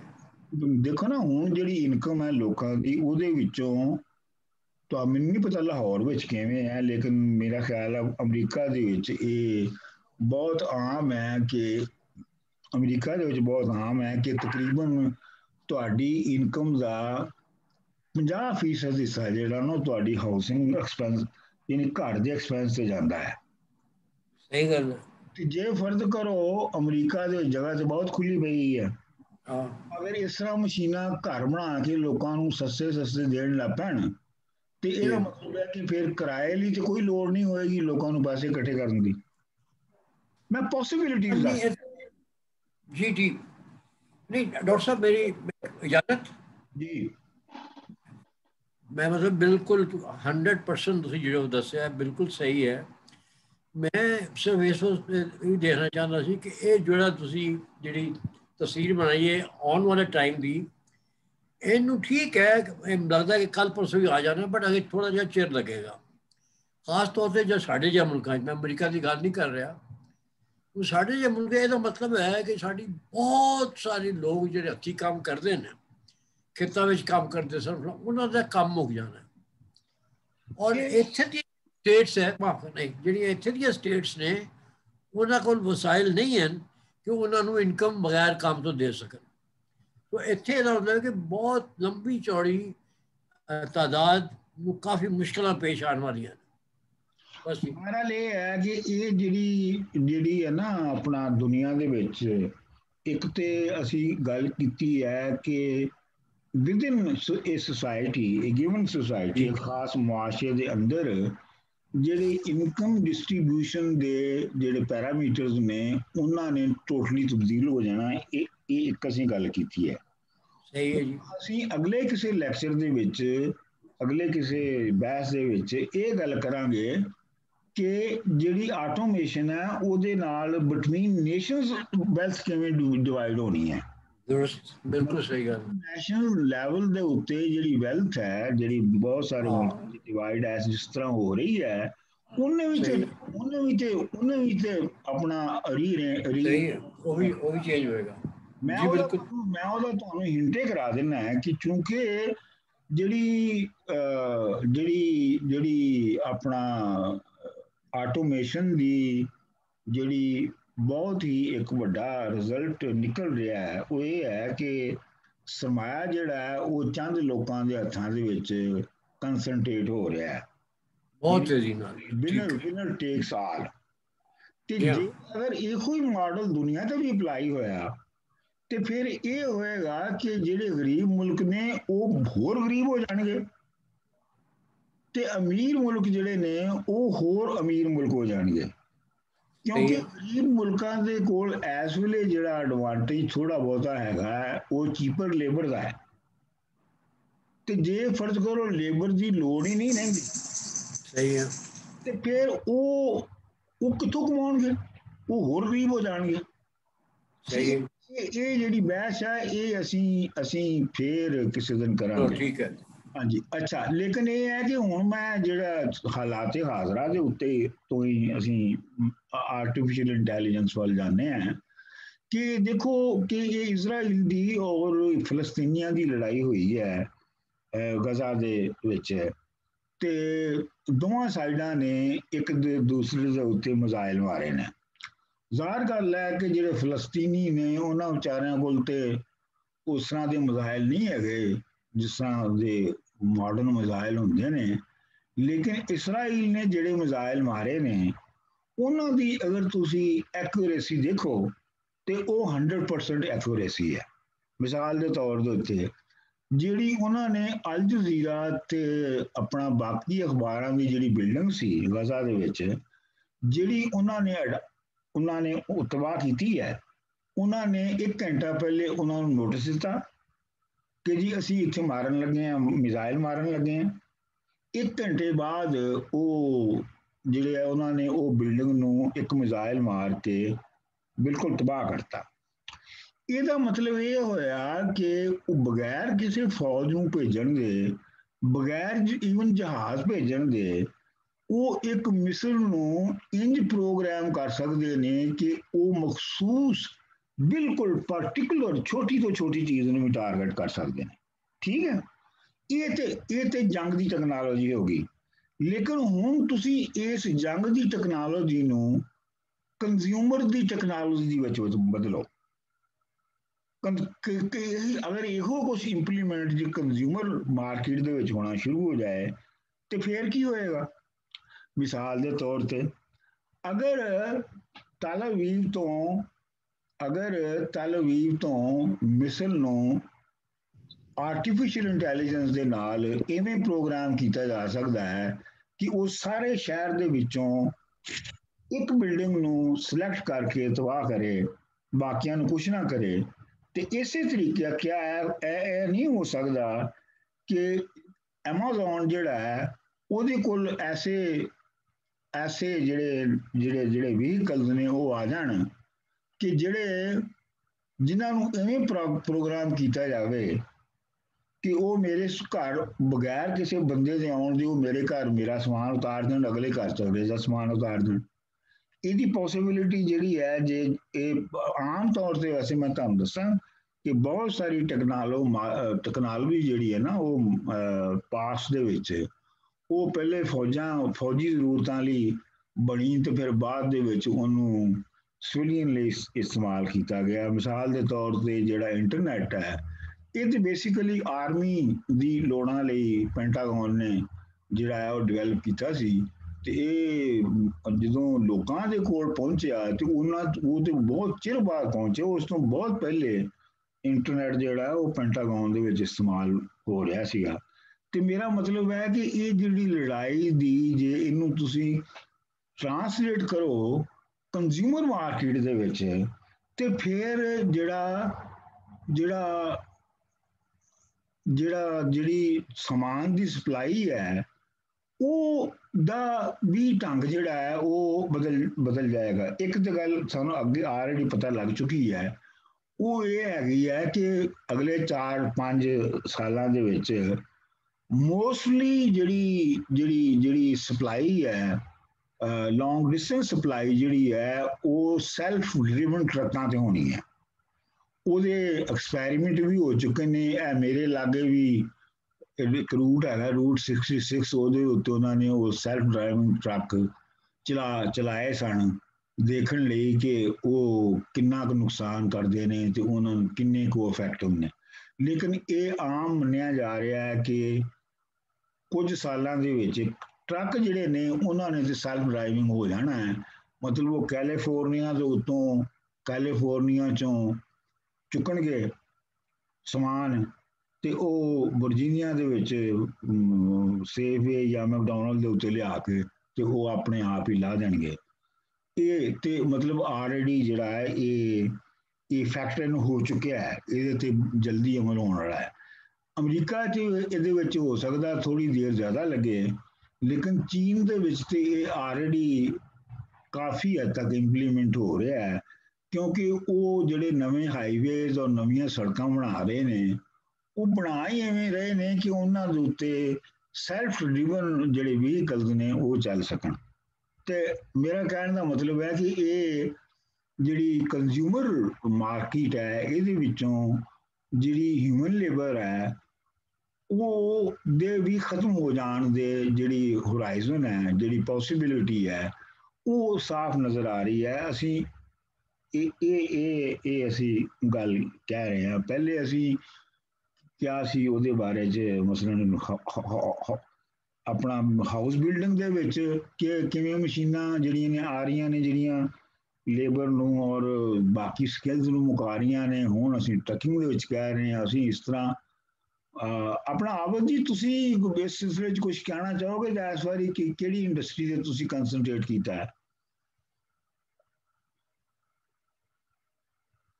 ਹਾਂਜੀ, ਜਿਸ ਚੀਜ਼ ਨੂੰ ਮੈਂ ਥੋੜਾ ਸਟੱਡੀ ਕੀਤਾ ਸੀ, ਜਿਹੜੇ ਤੁਹਾਡੇ ਨਾਲ ਮੈਂ ਡਿਸਕਸ ਵੀ ਕੀਤਾ, ਉਹ ਹੈ ਕਿ ਜਿਹੜੀ ਅਗਰ ਤੁਸੀਂ ਲੋ ਨਾ ਕੱਲੇ ਇੰਡਸਟਰੀਜ਼ ਨੂੰ, ਜੈਸੇ ਟਰਾਂਸਪੋਰਟੇਸ਼ਨ ਇੰਡਸਟਰੀ ਨੂੰ ਲੋ, ਤੇ ਉਹਦਾ ਐਨਾਲਿਸਿਸ ਜਿਹੜਾ ਹੈ ਆਈਸੋਲੇਟਿਡ ਵਿੱਚ ਅਲੱਗ ਹੁੰਦਾ ਹੈ, ਤੇ ਅਗਰ ਉਹਨਾਂ ਦੀ ਓਵਰਲੈਪ ਵੇਖੋ ਤੇ ਫਿਰ ਜਿਹੜੀ ਪ੍ਰੈਡਿਕਸ਼ਨ ਫਿਊਚਰ ਦੀ ਹੈ ਉਹ ਬਦਲ ਜਾਂਦੀ ਹੈ।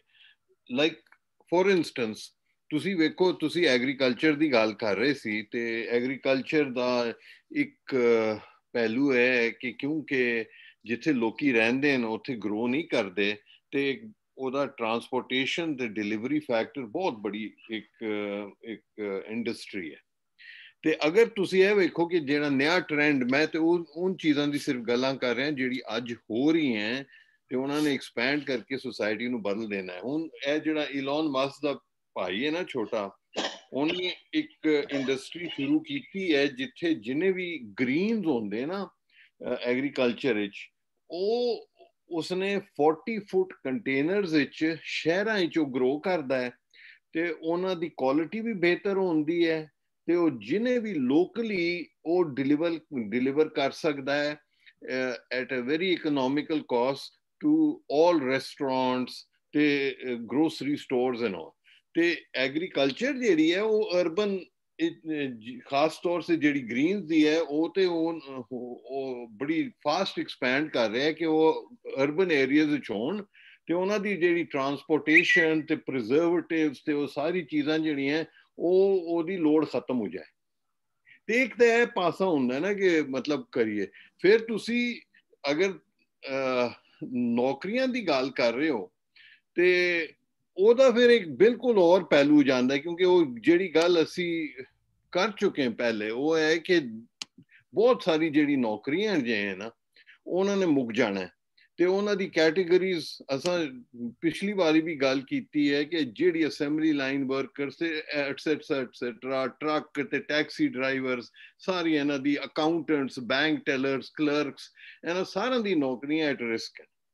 ਪਰ ਅਗਰ ਤੁਸੀਂ ਇਹਦੀ ਇੱਕ ਹੋਰ ਵਜ੍ਹਾ, ਇੱਕ ਹੋਰ ਪਹਿਲੂ ਵੇਖੋ, ਉਹ ਹੈ ਕਿ ਜਿਹੜੇ ਲੋਕਾਂ ਨੂੰ ਨੌਕਰੀ ਨਹੀਂ ਮਿਲਦੀ, ਉਹਨਾਂ ਨੂੰ ਫੂਡ ਸਟੈਂਪਸ ਦਿਓ, ਤੇ ਔਰ ਮਤਲਬ ਗਵਰਨਮੈਂਟ ਉਹਨਾਂ ਦੀ ਮਦਦ ਕਰੇ, ਪਬਲਿਕ ਸੈਕਟਰ ਦੀ, ਤੇ ਉਹ ਜਿਹੜਾ ਖਾਣਾ ਖਾਂਦੇ ਤੇ ਜਿਹੜਾ ਖਾਣਾ ਉਹਨਾਂ ਨੂੰ ਮੁਫਤ ਮਿਲਦਾ ਹੈ ਉਹਦੀ ਕੁਆਲਿਟੀ ਪੈੜੀ ਹੁੰਦੀ ਹੈ। ਤੇ ਅਗਰ ਇਹਦਾ ਕੋਈ ਮੁਤਬਾਦਲ ਇਸ ਤਰ੍ਹਾਂ ਹੋਏ ਕਿ ਆਰਟੀਫਿਸ਼ੀਅਲ ਇੰਟੈਲੀਜੈਂਸ ਨੂੰ ਯੂਜ਼ ਕੀਤਾ ਜਾਏ ਕਿ ਫੂਡ ਦੀ ਰੇਟਿੰਗ ਹੋਏ, ਤੇ ਉਹਨਾਂ ਨੂੰ ਕਹੋ ਕਿ ਜੀ ਇਹ ਚੀਜ਼ਾਂ ਜਿਹੜੀਆਂ ਨੇ ਤੁਸੀਂ ਗਰੀਬਾਂ ਨੂੰ ਨਹੀਂ ਦੇ ਸਕਦੇ, ਕਿਉਂਕਿ ਇਹਨਾਂ ਦੀ ਉਹਨਾਂ ਦੇ ਹੈਲਥ ਤੇ ਬਹੁਤ ਮਤਲਬ ਪੈੜਾ ਇਫੈਕਟ ਹੁੰਦਾ ਹੈ। ਤੁਸੀਂ ਆਵੋ ਜੀ, ਤੁਸੀਂ ਕਿਸੇ ਹੋਰ ਡਿਟੇਲ ਵੱਲ ਜਾ ਰਹੇ ਹੋ, ਇਹ ਨਹੀਂ ਹੈ ਸਾਡਾ ਕੁਐਸਚਨ। ਹਾਂਜੀ, ਕੁਐਸਚਨ ਵੈਸੇ ਬਾਈ ਦਾ ਇਹ ਵੀ ਤੁਹਾਨੂੰ ਮੈਂ ਤੁਹਾਡਾ ਭੁਲੇਖਾ ਕੱਢ ਦਿਆਂ ਕਿ ਇਹ ਜਿਹੜੀ ਫੂਡ ਸਟੈਂਪਸ ਨਾਲ ਜਿਹੜੀ ਫੂਡ ਮਿਲਦੀ ਹੈ ਨਾ ਇਸ ਵੇਲੇ ਵੀ, ਉਹਦੀ ਕੁਆਲਿਟੀ ਜਿਹੜੀ ਹੈ ਉਹ ਘੱਟ ਨਹੀਂ ਹੁੰਦੀ, ਕਿਉਂਕਿ ਉਹ ਤੁਹਾਨੂੰ ਸਟੈਂਪ ਦੇ ਦਿੰਦੇ ਨੇ, ਤੁਸੀਂ ਵੱਡੀ ਤੋਂ ਵੱਡੀ ਮਾਰਕੀਟ ਦੇ ਵਿੱਚ ਮਤਲਬ ਸਸਤੀ ਦੀ ਬਜਾਏ ਮਹਿੰਗੀ ਦੁਕਾਨਾਂ ਤੋਂ ਵੀ ਜਾ ਕੇ ਤੁਸੀਂ ਖਰੀਦ ਸਕਦੇ ਹੋ। ਔਰ ਮੇਰੀ ਆਬਜ਼ਰਵੇਸ਼ਨ ਇਹ ਹੈ ਕਿ ਲੋਕੀ ਇਹੋ ਹੀ ਕਰਦੇ ਨੇ। ਬਹਰਹਾਲ ਗੱਲ ਇਹ ਹੋ ਰਹੀ ਹੈ ਕਿ ਇਹ ਜਿਹੜੀਆਂ ਸਾਰੀਆਂ ਨੌਕਰੀਆਂ ਨੇ ਇਹਨਾਂ ਤੇ ਜਾਣਾ ਮੁੱਖ। ਅੱਛਾ, ਹੁਣ ਜਿਹੜੀ ਗੱਲ ਜਿਸ ਤੇ ਮੈਂ ਤੁਹਾਨੂੰ ਜਿਹੜਾ ਮੈਂ ਦਾਵਤ ਦੇ ਰਿਹਾ ਕਮੈਂਟ ਕਰਨ ਦੀ, ਕਿ ਇਹਦੇ ਵਿੱਚ ਜਿਹੜੀ ਬੰਦੇ ਦੀ ਜਿਹੜੀ ਕੌਨਸ਼ੀਅਸਨੈਸ ਹੈ, ਬੰਦੇ ਦੀ ਕੌਨਸ਼ੀਅਸਨੈਸ ਦੇ ਵਿੱਚ ਕਿਵੇਂ ਤਬਦੀਲੀ ਆਏਗੀ, ਕਿਹੜੀ ਤਬਦੀਲੀ ਆਏਗੀ। ਦੇਖੋ ਨਾ, ਇੱਕ ਬਹੁਤ ਵੱਡੀ ਗੱਲ ਹੈ ਕਿ ਹੁਣ ਤੇ ਅਸੀਂ ਸਾਰੇ ਜਿਹੜੇ ਆ, ਇੱਕ ਮਾਮੂਲੀ ਗੱਲ ਹੈ ਕਿ ਅਸੀਂ ਸਾਰੇ ਆਪਣੀ ਆਪਣੀ ਪਛਾਣ ਜਿਹੜੀ ਹੈ ਆਪਣੇ ਪੇਸ਼ੇ ਦੇ ਨਾਲ ਕਰਨੇ ਆ, ਤੇ ਜੇ ਪੇਸ਼ਾ ਹੈ ਕੋਈ ਨਹੀਂ ਤੇ ਫਿਰ ਸਾਡੀ ਪਛਾਣ ਕੀ ਹੋਏਗੀ। ਅੱਛਾ, ਫਿਰ ਇਹ ਹੈ ਕਿ ਜਿਹੜਾ ਇਨਸਾਨ ਹੁਣ ਜਿਹੜਾ ਜਿਵੇਂ ਕੰਪੀਟ ਕਰਦਾ ਹੈ ਮਾਸ਼ੀ ਸੌਖ ਲਈ, ਅਗਰ ਉਹ ਮਾਸ਼ੀ ਸੌਖ ਲਈ ਕੰਪੀਟੀਸ਼ਨ ਹੀ ਮੁੱਕ ਜਾਵੇ ਬੰਦਿਆਂ ਦੇ ਵਿੱਚ, ਤੇ ਫਿਰ ਉਹਦੇ ਵਿੱਚ ਡਰਾਈਵਿੰਗ ਫੋਰਸ ਕਿਹੜੀ ਰਹਿ ਜਾਏਗੀ। ਅੱਛਾ, ਇਹ ਜਿਹੜੇ ਨਵਾਂ ਕੌਨਸ਼ੀਅਸਨੈਸ ਜਿਹੜਾ ਇਸ ਆਟੋਮੇਸ਼ਨ ਦੇ ਨਾਲ ਆਏਗਾ, ਉਹ ਫਿਰ ਮੈਂ ਅਗੇਨ ਉਹੀ ਸਵਾਲ ਕਰ ਰਿਹਾ, ਉਹ ਕਿਸ ਤਰ੍ਹਾਂ ਦੀ ਸੁਸਾਇਟੀ ਕੰਸਟਰਕਟ ਕਰੇਗਾ, ਜਾਂ ਉਹ ਕਿਸ ਤਰ੍ਹਾਂ ਦੀ ਸਟੇਟ ਜਿਹੜੀ ਹੈ ਉਹਨੂੰ ਵਜੂਦ ਦੇ ਵਿੱਚ ਲਿਆਏਗਾ। ਕਿਉਂਕਿ ਅਸੀਂ ਜੋ ਇਸ ਵੇਲੇ ਗੱਲਾਂ ਕਰ ਰਹੇ ਹਾਂ, ਜਿਵੇਂ ਆਬਦ ਸਾਹਿਬ ਨੇ ਵੀ ਗੱਲ ਕੀਤੀ, ਅਸੀਂ ਕਰ ਰਹੇ ਹਾਂ ਕਿ ਅਸੀਂ ਹੋਣ ਦੀ ਸਟੇਟ, ਹੋਣ ਦੇ ਨਿਜ਼ਾਮ ਨੂੰ ਪ੍ਰੋਜੈਕਟ ਕਰਕੇ ਦੇਖ ਰਹੇ ਹਾਂ ਫਿਊਚਰ 'ਚ। ਮੈਂ ਚਾਹੁੰਦਾ ਕਿ ਤੁਸੀਂ ਇਹਨੂੰ ਭੁੱਲ ਜਾਓ, ਅੱਜ ਦੀ ਸਟੇਟ ਨੂੰ, ਕਿ ਇਹ ਜ਼ਰੂਰੀ ਨਹੀਂ ਹੈ ਕਿ ਜਿਹੜੀ ਨਵੀਂ ਡਿਸਟ੍ਰੀਬਿਊਸ਼ਨ ਆਫ ਵੈਲਥ ਹੋਵੇ ਉਹਦੇ ਵਿੱਚ ਫੂਡ ਸਟੈਂਪਸ ਵੀ ਦਿੱਤੀਆਂ ਜਾਣ, ਜਾਂ ਉਹਦੇ ਵਿੱਚ ਜਿਹੜੀ ਇਨਕਮ ਡਿਸਟ੍ਰੀਬਿਊਸ਼ਨ ਹੈ ਉਹਦਾ ਕੀ ਨਿਜ਼ਾਮ ਕੀਤਾ ਜਾਏਗਾ, ਇਹ ਸਾਨੂੰ ਨਹੀਂ ਪਤਾ ਅਜੇ, ਕਿਉਂਕਿ ਅਸੀਂ ਤੇ ਅਜੇ ਆਪਣੇ ਹੋਣ ਵਾਲਾ ਜਿਹੜਾ ਸਿਸਟਮ ਹੈ ਉਹਨੂੰ ਹੀ ਪ੍ਰੋਜੈਕਟ ਕਰਕੇ ਦੇਖੀ ਜਾ ਰਹੇ ਹਾਂ ਅੱਗੇ, ਕਿ ਅਗਰ ਇਹ ਸਿਸਟਮ ਰਵੇ ਤੇ ਇਹਦੇ ਵਿੱਚ ਇੰਟੈਲੀਜੈਂਸ, ਆਰਟੀਫਿਸ਼ੀਅਲ ਇੰਟੈਲੀਜੈਂਸ ਆ ਜਾਵੇ ਤੇ ਫਿਰ ਕੀ ਹੋਏਗਾ। ਭਾਈ ਇੰਜ ਨਹੀਂ ਹੈ ਗੱਲ ਇੰਜ ਹੈ ਕਿ ਜਦੋਂ ਮਟੀਰੀਅਲ ਕੰਡੀਸ਼ਨਸ ਬਦਲਦੀਆਂ ਨੇ, ਜਦੋਂ ਮੋਡ ਆਫ ਪ੍ਰੋਡਕਸ਼ਨ ਦੇ ਤਰੀਕੇ ਬਦਲਦੇ ਨੇ, ਤੇ ਉਹਦੇ ਨਾਲ ਜਿਹੜਾ ਇਨਸਾਨਾਂ ਦੀ ਸੁਰਤ ਹੈ, ਇਨਸਾਨਾਂ ਦਾ ਸ਼ਊਰ ਹੈ, ਉਹ ਵੀ ਬਦਲਦਾ ਹੈ। ਔਰ ਉਸ ਸ਼ਊਰ ਦੇ ਵਿੱਚ ਜਿਹੜੀ ਤਬਦੀਲੀ ਆਉਂਦੀ ਹੈ, ਉਹ ਫਿਰ ਦੁਬਾਰਾ ਇਫੈਕਟ ਕਰਦੀ ਹੈ ਇੱਕ ਨਵੀਂ ਤਰਤੀਬ ਨੂੰ ਬਣਾਉਣ ਦੇ ਵਿੱਚ, ਇੱਕ ਨਵੀਂ ਸੁਸਾਇਟੀ ਨੂੰ ਘੜਨ ਦੇ ਵਿੱਚ। ਜਿਵੇਂ ਕਿ ਕੈਪੀਟਲਿਜ਼ਮ ਨੇ ਫਿਊਡਲਿਜ਼ਮ ਨੂੰ ਢਾਹ ਕੇ ਤੇ ਦੁਬਾਰਾ ਤੋਂ ਉਹਨੇ ਖਾਸ ਤਰ੍ਹਾਂ ਦੀ ਸੁਸਾਇਟੀ ਕੰਸਟਰਕਟ ਕੀਤੀ। ਇਸੇ ਤਰ੍ਹਾਂ ਹੁਣ ਜਿਹੜੀ ਆਟੋਮੇਸ਼ਨ ਦੀ ਜਿਹੜੀ ਪ੍ਰੈਵਲੈਂਸ ਹੈ, ਉਹਦੇ ਤੋਂ ਬਾਅਦ ਕਿਸ ਤਰ੍ਹਾਂ ਦੀ ਸੁਸਾਇਟੀ ਕ੍ਰੀਏਟ ਹੋਏਗੀ, ਇਹ ਦੇ ਉੱਤੇ ਅਸੀਂ ਸਿਰਫ ਇਸ ਵੇਲੇ ਗੌਰ ਕਰ ਸਕਦੇ ਹਾਂ।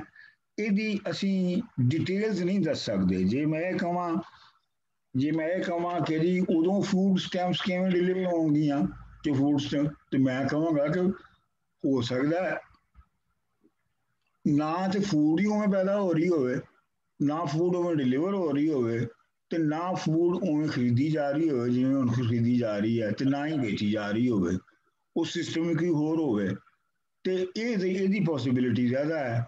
ਅਸੀਂ ਤੇ ਇਹ ਸੋਚ ਇਸ ਜਿਹੜੀ ਹੈਗੀ ਆ ਉਹ ਅਜ਼ੰਪਸ਼ਨ ਦੇ ਉੱਤੇ ਗੱਲ ਕਰਨੇ ਆ ਨਾ, ਕਿ ਜੀ ਸੁਸਾਇਟੀ ਤੇ ਇੰਜ ਹੀ ਰਹੇਗੀ, ਸਟੇਟ ਵੀ ਇੰਜ ਹੀ ਰਹੇਗੀ, ਉਹਦੇ ਵਿੱਚ ਆਰਟੀਫਿਸ਼ੀਅਲ ਇੰਟੈਲੀਜੈਂਸ ਆ ਜਾਏਗੀ, ਤੇ ਆਰਟੀਫਿਸ਼ੀਅਲ ਇੰਟੈਲੀਜੈਂਸ ਜਿਹੜੀ ਹੈ ਉਹਨੂੰ ਕਿਵੇਂ ਵਰਤਿਆ ਜਾਵੇ ਇਸ ਐਗਜ਼ਿਸਟਿੰਗ ਮੈਂਟਲ ਕੰਡੀਸ਼ਨ ਦੇ ਵਿੱਚ, ਇੰਜ ਨਹੀਂ ਹੈ ਗੱਲ। ਸਰ ਤੁਸੀਂ ਇੱਕ ਹੋਰ ਗੱਲ ਤੇ ਕਮੈਂਟ ਕਰੋ। ਵੇਖੋ ਜਿਹੜਾ ਟ੍ਰੈਂਡ ਜਿਹੜਾ ਹੈ ਨਾ, ਤੁਸੀਂ ਜਨਰਲਾਈਜ਼ ਕਰਕੇ ਉਸ ਤੇ ਕਮੈਂਟ ਕਰੋ, ਮੈਂ ਸਵਾਲ ਕਰਨਾ ਤਾਂ।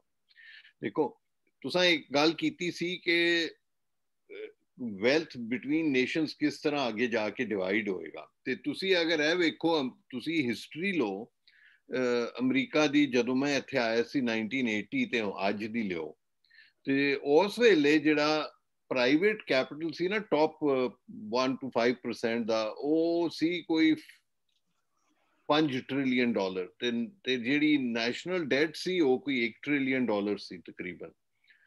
ਤੇ ਅੱਜ ਜਿਹੜੀ ਉਹ ਪ੍ਰਾਈਵੇਟ ਵੈਲਥ ਹੈ ਉਹ ਕੋਈ $60 trillion ਹੋ ਗਈ ਹੈ ਤੇ ਨੈਸ਼ਨਲ ਡੈਟ ਜਿਹੜੀ ਹੈ ਉਹ $30 trillion ਤੇ ਪਹੁੰਚ ਜਾਣਾ ਹੈ ਉਹਨੇ। ਤੇ ਮੈਨੂੰ ਤੇ ਲੱਗਦਾ ਹੈ ਕਿ ਸਾਰਾ ਕੰਟਰੋਲ ਜਿਹੜਾ ਹੈ ਨਾ ਉਹ ਪ੍ਰਾਈਵੇਟ ਹੈਂਡਸ ਜਾ ਰਿਹਾ, ਉਹ ਹੀ ਕੰਟਰੀਜ਼ ਕੰਟਰੋਲ ਕਰਦੀਆਂ ਨੇ ਤੇ ਦੇ ਆਰ ਕੰਟਰੀ ਇੰਡੀਪੈਂਡੈਂਟ। ਉਹਦਾ ਤੁਸੀਂ ਇਸ ਤੇ ਦੱਸੋ ਨਾ। ਹਾਂਜੀ, ਮੈਂ ਦੱਸਣਾ ਇੱਥੇ, ਮੈਂ ਅਰਜ਼ ਕਰਨਾ ਕਿ ਇਹ ਜਿਹੜਾ ਫਿਨੋਮੀਨਾ ਜਿਹਦੀ ਤੁਸੀਂ ਜ਼ਿਕਰ ਫਰਮਾ ਰਹੇ ਹੋ, ਇਹ ਫਿਨੋਮੀਨਾ ਪਾਰਟਿਕੂਲਰਲੀ ਅਮਰੀਕਾ ਦਾ, ਕਿਉਂਕਿ ਅਮਰੀਕਾ ਦੇ ਵਿੱਚ ਪਿਛਲੇ 40 ਸਾਲ ਤੋਂ ਜਿਹੜਾ ਕਾਊਂਟਰ ਰੈਵੋਲੂਸ਼ਨ ਹੈ ਉਹਦੇ ਵਿੱਚ ਜਿਹੜੀ ਵੈਲਥ ਹੈ ਉਹਦੀ ਨਵੀਂ ਡਿਸਟ੍ਰੀਬਿਊਸ਼ਨ ਹੋਈ ਹੈ, ਔਰ ਉਸ ਡਿਸਟ੍ਰੀਬਿਊਸ਼ਨ ਦੇ ਵਿੱਚ ਜਿਹੜਾ ਉੱਤੇ ਵਾਲਾ 1% ਜਾਂ 5% ਹੈਗਾ ਉਹਦੇ ਕੋਲ ਵੈਲਥ ਸਾਰੀ ਚਲੀ ਗਈ ਹੈ, ਔਰ ਜਿਹੜਾ ਥੱਲੇ ਬੰਦਾ ਹੈ ਉਹ ਖਾਲੀ ਹੱਥ ਤੋਂ ਖਾਲੀ ਹੱਥ ਹੁੰਦਾ ਗਿਆ ਹੈ। ਲੇਕਿਨ ਇਹ ਸਾਰਾ ਕੁਝ ਯੂਰਪ 'ਚ ਨਹੀਂ ਹੋਇਆ, ਇਹ ਸਾਰਾ ਕੁਝ ਸੈਂਟਰਲ ਯੂਰਪ 'ਚ ਜਾਂ ਵੈਸਟਰਨ ਯੂਰਪ ਦੇ ਵਿੱਚ ਨਹੀਂ ਹੋਇਆ, ਕਿਉਂਕਿ ਉੱਥੇ ਉਹਨਾਂ ਨੇ ਜਿਹੜੀ ਵੈਲਥ ਦੀ ਡਿਸਟ੍ਰੀਬਿਊਸ਼ਨ ਲਈ ਜੋ ਟੈਕਸ ਦੀਆਂ ਪਾਲਿਸੀਆਂ ਜਿਹੜੀਆਂ ਜਿਵੇਂ ਅਮਰੀਕਾ ਨੇ ਤਬਦੀਲ ਕੀਤੀਆਂ, ਉਹਨਾਂ ਨੇ ਉਹ ਤਬਦੀਲ ਨਹੀਂ ਕੀਤੀਆਂ। ਇਸ ਵਾਸਤੇ ਉੱਥੇ ਵੈਲਥ ਦੀ ਡਿਸਟ੍ਰੀਬਿਊਸ਼ਨ ਦੇ ਵਿੱਚ ਫਰਕ ਤੇ ਪਿਆ ਥੋੜਾ ਜਿਹਾ, ਕਿ ਮਤਲਬ ਅਮੀਰ ਥੋੜੇ ਜਿਹੇ ਜ਼ਿਆਦਾ ਅਮੀਰ ਹੋਏ ਨੇ, ਪਰ ਉਂਝ ਨਹੀਂ ਹੈ ਜਿਵੇਂ ਅਮਰੀਕਾ ਦਾ ਫਿਨੋਮੀਨਾ ਹੈਗਾ। ਇਹ ਪਾਰਟਿਕੂਲਰਲੀ ਜਿਹੜੀ ਤੁਸੀਂ ਗੱਲ ਕਰ ਰਹੇ ਹੋ ਇਹ ਅਮਰੀਕਾ ਦਾ ਫਿਨੋਮੀਨਾ। ਅਗੇਨ ਜਿਹੜੀ ਤੁਸੀਂ ਗਲਤੀ ਕਰ ਰਹੇ ਹੋ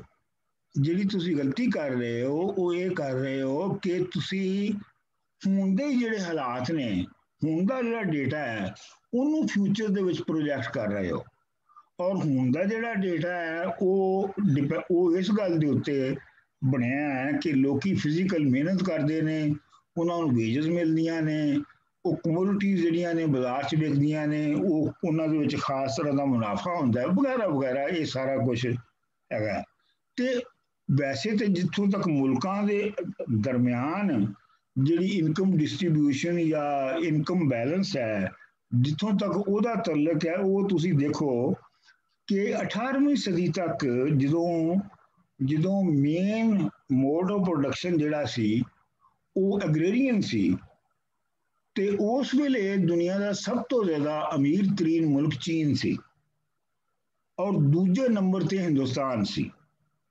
ਈਵਨ ਅੰਗਰੇਜ਼ਾਂ ਦੇ ਹਿੰਦੁਸਤਾਨ ਆਉਣ ਦੇ ਵੇਲੇ ਵੀ ਹਿੰਦੁਸਤਾਨ ਦੁਨੀਆ ਦਾ ਦੂਜਾ ਅਮੀਰ ਮੁਲਕ ਸੀ। ਫਿਰ ਆ ਗਿਆ ਇੰਡਸਟਰੀਅਲ ਰੈਵੋਲੂਸ਼ਨ, ਇੰਜਣ ਆ ਗਿਆ, ਮਸ਼ੀਨ ਆ ਗਈ। ਮਸ਼ੀਨ ਦੇ ਆਉਣ ਤੋਂ ਬਾਅਦ ਵੈਸਟਰਨ ਯੂਰਪ ਜਿਹੜਾ ਹੈ ਉਹ ਅਮੀਰ ਤਰੀਨ ਇਲਾਕਾ ਬਣ ਗਿਆ, ਜਿਹੜਾ ਕਿ ਪਹਿਲੇ ਗਰੀਬ ਸੀ। ਤੇ ਜਿਹੜੇ ਪਹਿਲੇ ਵਾਲੇ ਅਮੀਰ ਸਨ, ਜਿਵੇਂ ਹਿੰਦੁਸਤਾਨ ਤੇ ਚੀਨ ਸਨ, ਉਹ ਇੰਤਹਾਈ ਗਰੀਬ ਹੋ ਗਏ, ਦੋਵੇਂ ਮੁਲਕ ਹੀ।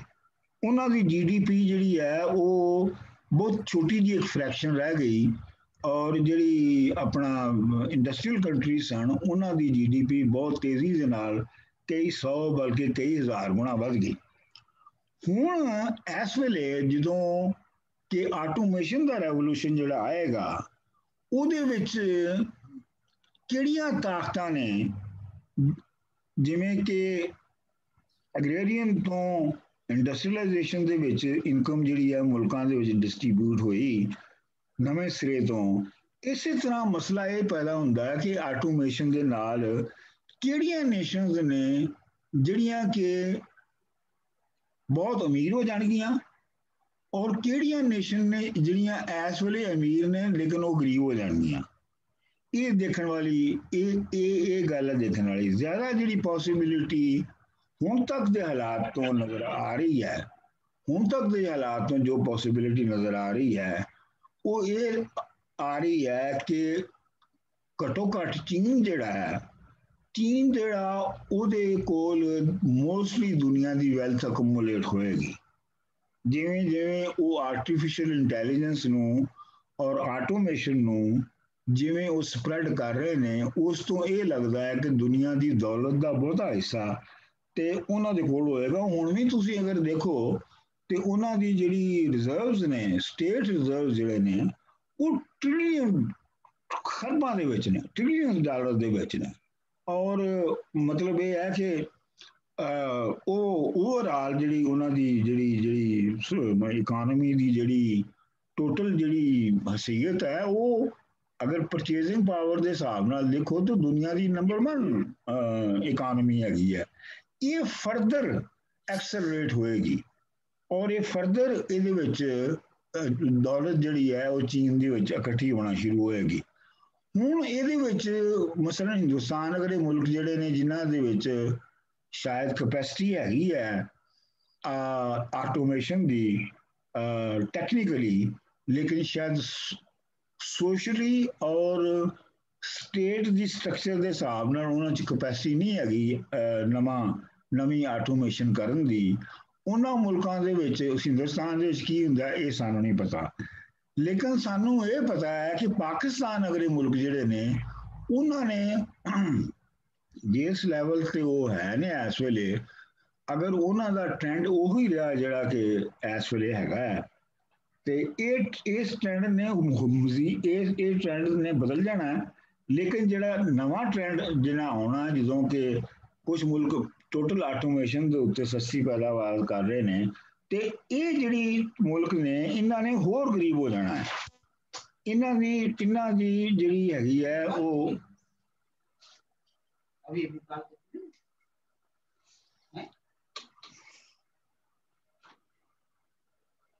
ਹਾਂਜੀ ਇਹ ਸਵਾਲ ਹੈਗਾ। ਦੇਖੋ ਜੀ, ਇਹ ਤੁਸੀਂ ਇਸ ਤੇ ਐਲੈਬੋਰੇਟ ਕਰੋ ਕਿ ਮੁਲਕਾਂ ਦੀ ਵੈਲਥ ਘੱਟ ਤੇ ਨਹੀਂ ਹੋਈ ਹੈ। ਪਾਕਿਸਤਾਨ ਦੀ ਵੀ ਵੈਲਥ ਬੜੀ ਹੈ, ਪਰ ਕੈਪੀਟਾ ਵੈਲਥ ਬੜੀ ਹੈ, ਤੇ ਵੈਲਥ ਜਿਹੜੀ ਉਹ ਐਡੀਸ਼ਨਲ ਆਉਂਦੀ ਹੈ ਨਾ, ਉਹਦੀ ਡਿਸਟ੍ਰੀਬਿਊਸ਼ਨ ਦੀ ਤੇ ਬੰਦਾ ਗੱਲ ਕਰ ਸਕਦਾ ਹੈ। ਪਰ ਇਹ ਨਹੀਂ ਹੁੰਦਾ ਕਿ ਕੋਈ ਮੁਲਕ ਬਹੁਤ ਗਰੀਬ ਹੋ ਗਿਆ ਹੈ। ਮਤਲਬ ਤੁਸੀਂ ਦੇਖੋ, ਗੱਲ ਇਹ ਹੈ ਕਿ ਪਾਕਿਸਤਾਨ ਦੇ ਵਿੱਚ ਔਰ ਪਾਕਿਸਤਾਨ ਵਗੈਰੇ ਮੁਲਕਾਂ ਦੇ ਵਿੱਚ ਪਿਛਲੇ 30-40 ਸਾਲਾਂ ਵਿੱਚ ਵੈਲਥ ਇਸ ਲਈ ਵਧੀ ਹੈ, ਔਰ ਤੁਸੀਂ ਸਹੀ ਫਰਮਾ ਰਹੇ ਹੋ ਕਿ ਵੈਲਥ ਵਧੀ ਹੈ। ਲੇਕਿਨ ਜਿਹੜੀ ਵੈਲਥ ਵਧਣ ਦੀ ਵਜ੍ਹਾ ਹੈਗੀ ਹੈ ਉਹ ਹੈਗੀ ਹੈ ਕਿ ਉਹਨਾਂ ਦੀ ਐਗਰੀਰੀਅਨ ਸਿਸਟਮ ਦੇ ਵਿੱਚ ਬੇਸਿਕਲੀ ਮੈਕਨਾਈਜੇਸ਼ਨ ਦਾ ਰੈਵੋਲੂਸ਼ਨ ਆਇਆ, ਔਰ ਉਹਦੇ ਨਾਲ ਜਿਹੜਾ ਟ੍ਰੇਡਿੰਗ ਔਰ ਇੰਡਸਟਰੀ ਹੈ ਥੋੜੀ ਬਹੁਤ ਉਹਦੇ ਵਿੱਚ ਫਰਕ ਆਇਆ। ਖਾਸ ਤੌਰ ਤੇ ਜਿਹੜੀ ਐਗਰੀਕਲਚਰ ਦੀ ਮੈਕਨਾਈਜੇਸ਼ਨ ਜਿਹੜੀ ਹੋਈ ਹੈ ਉਹਦੇ ਨਾਲ ਨਵੀਂ ਵੈਲਥ ਕ੍ਰੀਏਟ ਹੋਈ ਹੈ। ਪਾਕਿਸਤਾਨ ਅਗਰ ਮੁਲਕਾਂ ਦੇ ਵਿੱਚ ਜਿਹੜੀ ਲੇਬਰ ਦੀ ਐਕਸਪੋਰਟ ਹੈ ਉਹਨਾਂ ਦੇ ਨਾਲ ਵੀ ਵੈਲਥ ਬਣੀ ਹੈ, ਵਗੈਰਾ ਵਗੈਰਾ ਵਗੈਰਾ। ਲੇਕਿਨ ਮੈਂ ਇਹ ਕਹਿ ਰਿਹਾ ਕਿ ਇਹ ਤੇ ਇੰਡਸਟਰੀਲਾਈਜੇਸ਼ਨ ਦੀ ਸਟੇਜ ਦੇ ਫਾਇਦੇ ਨੇ। ਐਗਰੀਰੀਅਨ ਤੋਂ ਟਰਾਂਸਫਾਰਮ ਹੋ ਕੇ ਇੰਡਸਟਰੀਅਲ ਸਟੇਜ ਦੇ ਦਾਖਲ ਹੋਣ ਦੇ ਫਾਇਦੇ ਨੇ। ਤੁਸੀਂ ਜਿਹੜੀ ਗੱਲ ਆਬਦ ਜੀ, ਤੁਸੀਂ ਜਿਹੜੀ ਗੱਲ ਜਿਹੜੀ ਹੈ ਉਹਨੂੰ ਇਗਨੋਰ ਕਰ ਰਹੇ ਹੋ। ਉਹ ਇਹ ਕਰ ਰਹੇ ਹੋ ਕਿ ਜਿਹੜੀ ਸਟੇਜ ਦੀ ਅਸੀਂ ਗੱਲ ਕਰ ਰਹੇ ਹਾਂ ਆਟੋਮੇਸ਼ਨ ਦੀ, ਇਹ ਟੋਟਲ ਡਿਪਾਰਚਰ ਹੈਗਾ ਪੁਰਾਣੇ ਇੰਡਸਟਰੀਅਲ ਢਾਂਚੇ ਤੋਂ। ਇਸ ਗੱਲ ਨੂੰ ਤੁਸੀਂ ਇਸੇ ਇੰਡਸਟਰੀਅਲ ਢਾਂਚੇ ਨੂੰ ਪ੍ਰੋਜੈਕਟ ਕਰਨਾ ਚਾਹੁੰਦੇ ਹੋ ਫਿਊਚਰ ਦੇ ਵਿੱਚ, ਜਦੋਂ ਕਿ ਮੈਂ ਇਹ ਸਮਝਦਾ ਹੈ ਕਿ ਜਿਹੜੀ ਆਟੋਮੇਸ਼ਨ ਦੀ ਦੁਨੀਆ ਹੈ ਉਹ ਟੋਟਲ ਡਿਪਾਰਚਰ ਹੋਏਗਾ ਇੰਡਸਟਰੀਲਾਈਜੇਸ਼ਨ ਦੇ ਇਸ ਮਾਡਲ ਤੋਂ ਜਿਹੜਾ ਕਿ ਇਸ ਵੇਲੇ ਚੱਲ ਰਿਹਾ ਹੈ, ਜਿਹਦੇ ਵਿੱਚ ਪਾਕਿਸਤਾਨ 'ਚ ਵੀ ਜੇ ਟਰੈਕਟਰ ਤੇ ਦੂਜੀਆਂ ਮਸ਼ੀਨਾਂ ਆ ਜਾਂਦੀਆਂ ਨੇ ਤੇ ਦੌਲਤ ਵੱਧ ਜਾਂਦੀ ਹੈ, ਵਗੈਰਾ ਵਗੈਰਾ। ਸੋ ਲਿਹਾਜ਼ਾ ਇਹ ਤੁਹਾਡੀ ਔਰ ਮੇਰੀ ਜਿਹੜੀ ਸੋਚ ਹੈ ਉਹਦੇ ਵਿੱਚ ਬਹੁਤ ਮੁੱਢਲਾ ਫਰਕ ਹੈ, ਔਰ ਇਹ ਬਾਰ-ਬਾਰ ਇਹ ਸਾਹਮਣੇ ਆਉਂਦਾ ਹੈ। ਸਰ, ਮੈਂ ਤੇ ਸਮਝਣੇ ਦੀ ਕੋਸ਼ਿਸ਼ ਕਰ ਰਿਹਾ ਨਾ। ਤੁਸੀਂ ਇਹ ਮੈਨੂੰ ਦੱਸੋ ਕਿ ਜਿਹੜੀ ਤੁਸੀਂ ਕਹਿੰਦੇ ਹੋ ਕਿ ਪਾਕਿਸਤਾਨ ਗਰੀਬ ਹੋ ਜਾਏਗਾ, ਤੁਸੀਂ ਉਹ ਵਿਜ਼ਨ ਨੂੰ ਦੱਸੋ ਕਿ ਆਮ ਤੌਰ ਤੇ ਜਿਹੜੇ ਲੋਕੀ ਹੈ ਉਹਨਾਂ ਦੀ ਸਿਹਤ ਤੇ ਹਾਲਤ ਤੇ ਕੀ ਫਰਕ ਪਏਗਾ, ਕਿਸ ਤਰ੍ਹਾਂ ਤੁਸੀਂ ਇਸ ਗੁਰਬਤ ਨੂੰ ਵਿਜ਼ੂਅਲਾਈਜ਼ ਕਰਦੇ ਹੋ? ਪਹਿਲੀ ਗੱਲ ਤੇ ਇਹ ਹੈ ਕਿ ਗੁਰਬਤ ਜਿਹੜੀ ਹੈ, ਗੁਰਬਤ ਔਰ ਇਮਾਰਤ ਦੀ ਟਰਮ ਜਿਹੜੀ ਹੈ ਉਹ ਰਿਲੇਟਿਵ ਹੈ। ਮਤਲਬ ਇਹ ਹੈ ਕਿ ਜਿਹੜਾ ਜਿਹਨੂੰ ਅਸੀਂ ਅੱਜ ਗਰੀਬ ਕਹਿ ਰਹੇ ਹਾਂ, ਜਿਸ ਮੁਲਕ ਨੂੰ ਵੀ ਅਸੀਂ ਅੱਜ ਗਰੀਬ ਕਹਿ ਰਹੇ ਹਾਂ, ਉਹ ਹੋ ਸਕਦਾ ਹੈ ਕਿ ਅੱਜ ਤੋਂ 100 ਸਾਲ ਪਹਿਲੇ ਦੇ ਅਮੀਰ ਤਰੀਨ ਮੁਲਕ ਨਾਲੋਂ ਵੀ ਬਿਹਤਰ ਹੋਵੇ। ਤੇ ਲਿਹਾਜ਼ਾ ਜਿਹੜੀ ਗੁਰਬਤ ਦੀ ਇੱਕ ਦੀ ਗੱਲ ਇਹ ਹੈ ਕਿ ਗੁਰਬਤ ਦੀ ਜਿਹੜੀ ਡੈਫੀਨੇਸ਼ਨ ਹੈ ਉਹ ਰਿਲੇਟਿਵ ਟਰਮਸ ਦੇ ਵਿੱਚ ਹੁੰਦੀ ਹੈ, ਇੱਕ ਗੱਲ। ਦੂਜੀ ਗੱਲ, ਹੁਣ ਇਸ ਵੇਲੇ सूरत हाल ये हैगी है हिंदुस्तान पाकिस्तान की, इस वेले सूरत हाल ये हैगी है कि हिंदुस्तान दे विच देवियां देवतावां दी जेड़े जेड़े बुत ने वो भी चीन तो बन के आउंदे ने। तुहाडे हाँ पाकिस्तान दे विच ईवन तस्बीहां जिहड़ियां ने जिन्हां नाल तुसीं इबादत करदे हो वो भी चीन तो बन के आउंदियां ने।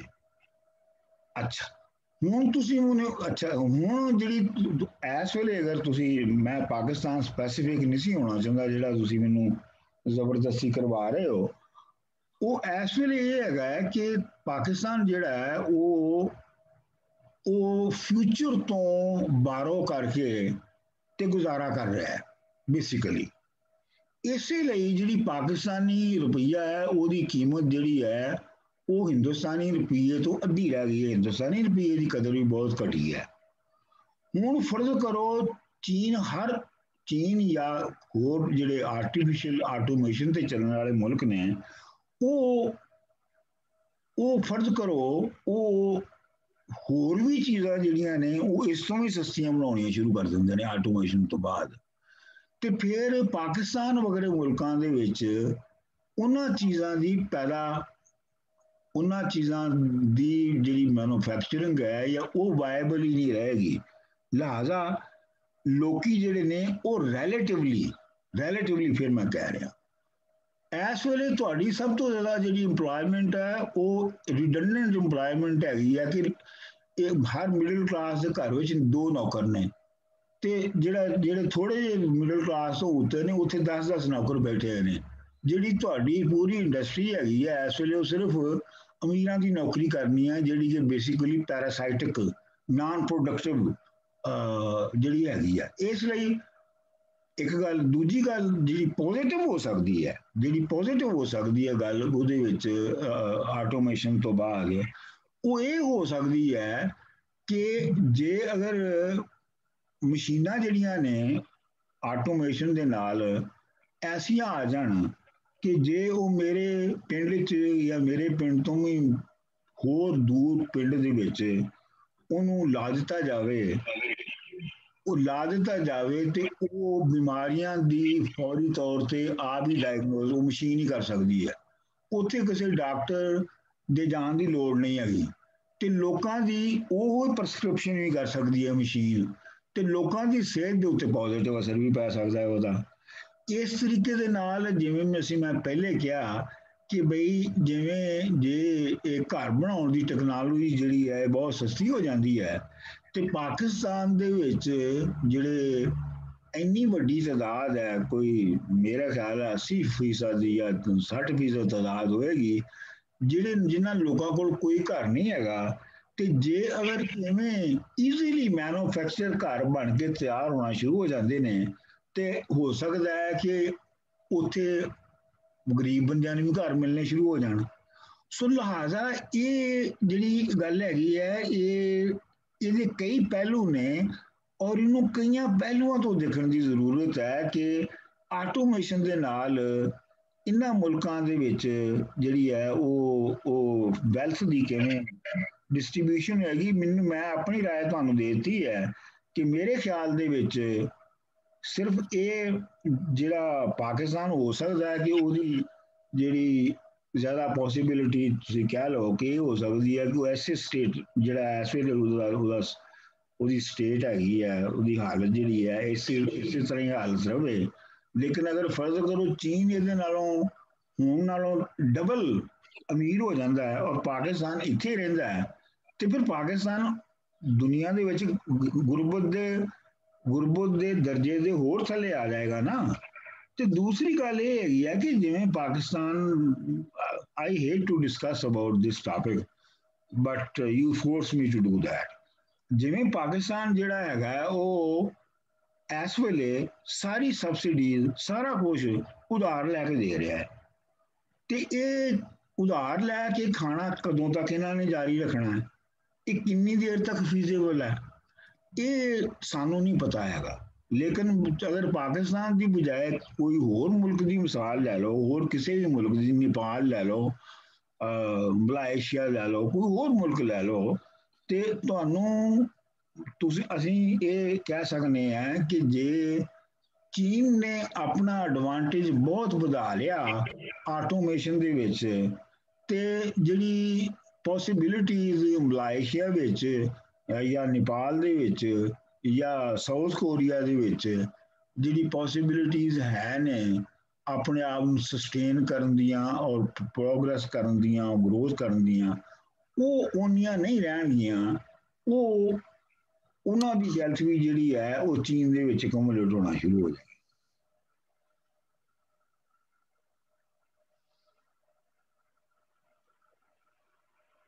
ਹਾਂਜੀ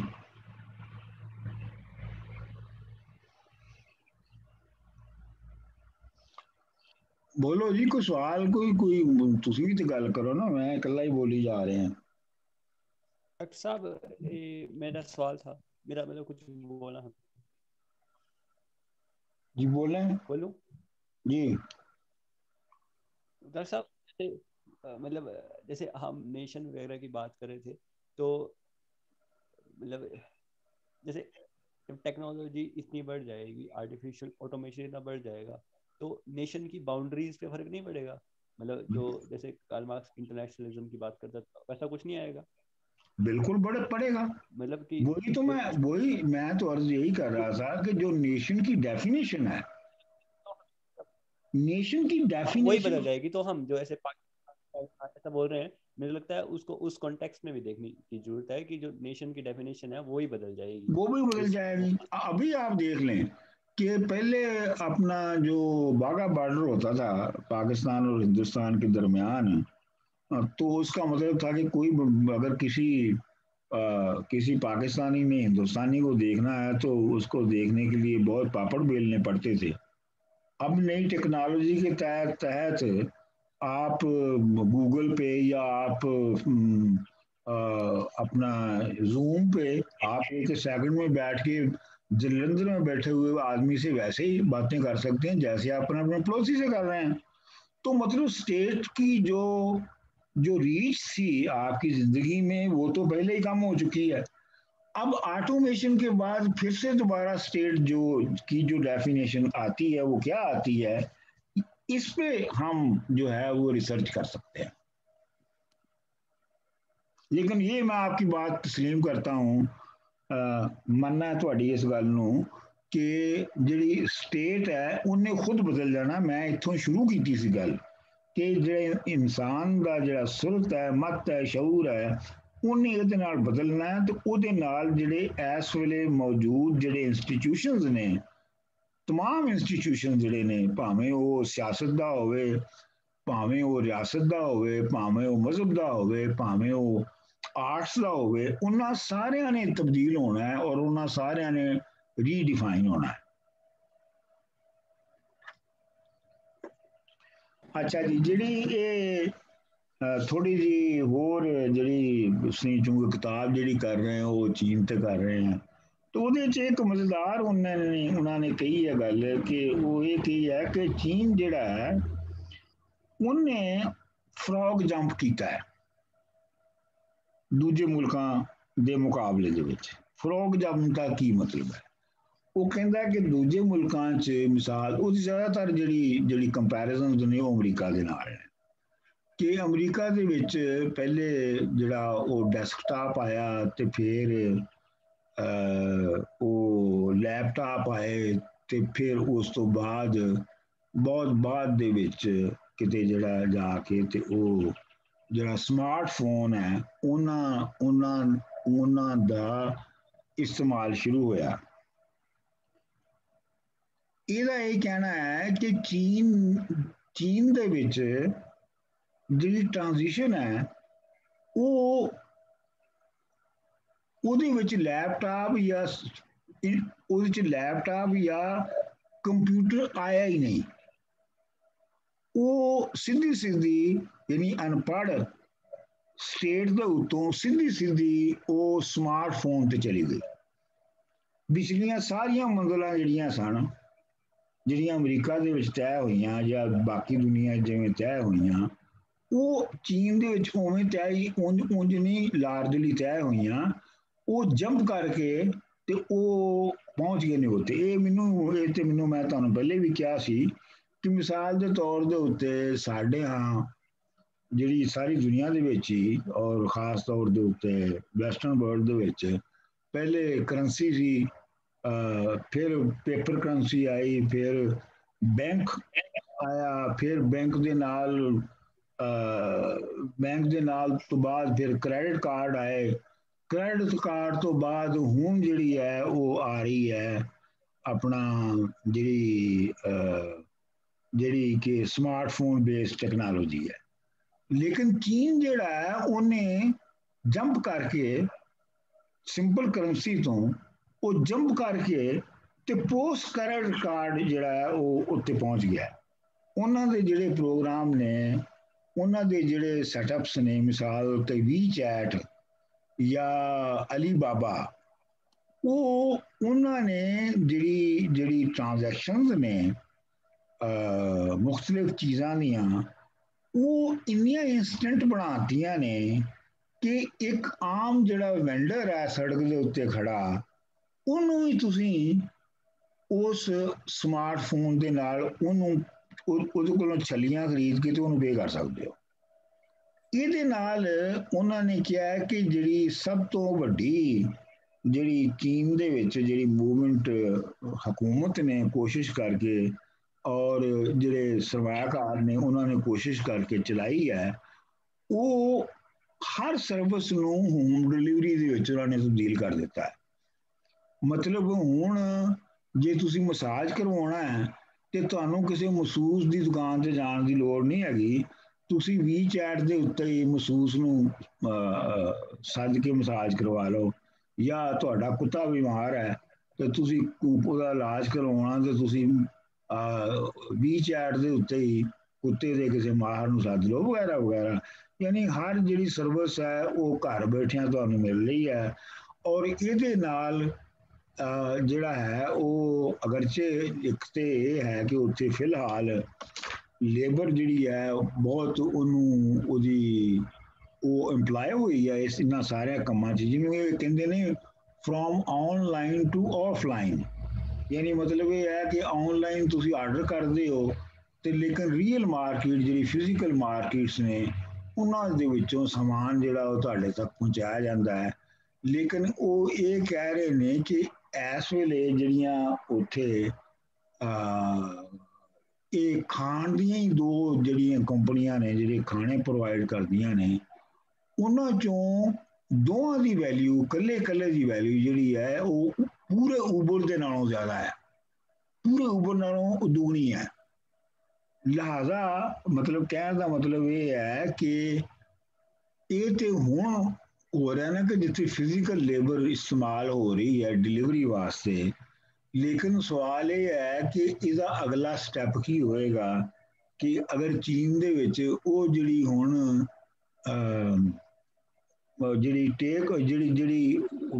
ਜਿਹੜੀ ਆਪਣਾ ਘਰਾਂ ਤੇ ਡਿਲੀਵਰੀ ਹੁੰਦੀ ਹੈ ਸ਼ਾਵਾਂ ਦੀ ਆਟੋਮੈਟਿਕ, ਮੋਸਟਲੀ ਸ਼ਾਵਾਂ ਉਂਝ ਹੀ ਖਰੀਦੀਆਂ ਜਾਂਦੀਆਂ ਨੇ, ਤੇ ਇਹ ਫਿਰ ਜਦੋਂ ਲੇਬਰ ਵੀ ਵਿੱਚੋਂ ਜੇ ਉਹ ਵੀ ਆਟੋਮੈਟਿਕ ਹੋਣੀ ਸ਼ੁਰੂ ਹੋ ਗਈ, ਰੋਬੋਟਸ ਨਾਲ ਸ਼ੁਰੂ ਹੋ ਗਈ, ਤੇ then what will be the condition and what will be the repercussions, political, social, economic, etc. वैसे डॉक्टर साहब उसे फेजेस तो सारे होए ने, मतलब कंप्यूटर वाला भी और लैपटॉप वाला भी और सारा, लेकिन है वे उन्होंने ड्यूरेशन घट और बड़े फास्ट तरीके नाल उन्होंने अगे गए ने। ये फेजेस सारे उन्होंने कढ़ने ने, हर जगह ते ये सारा सिलसिला चलिया है, लेकिन बड़े तेजी दे नाल अगले फेज ते चले जाते गए ने। WeChat तक, WeChat दे उथे क्रेडिट कार्ड भी आए ने, ऐ नहीं कि नहीं आए ने, लेकिन फिर उन्होंने तो बहुत तेजी नाल वो WeChat वा चले गए ने, पेमेंट थ्रू WeChat दे फेजेस सारे आए।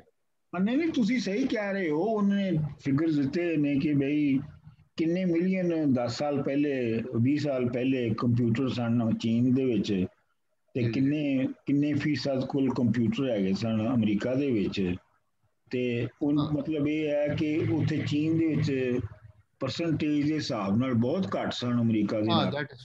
ਉਹ ਤੁਸੀਂ ਕਹਿ ਸਕਦੇ ਲੇਕਿਨ ਇਹ ਹੈ ਕਿ ਜਦੋਂ ਉਹ ਜੰਪ ਕਰਕੇ ਤੇ ਸਮਾਰਟਫੋਨ ਤੇ ਗਏ ਨੇ ਤੇ ਉਹ 100 ਉਹ ਆਲਮੋਸਟ 100% ਲੋਕਾਂ ਕੋਲ ਨੇ।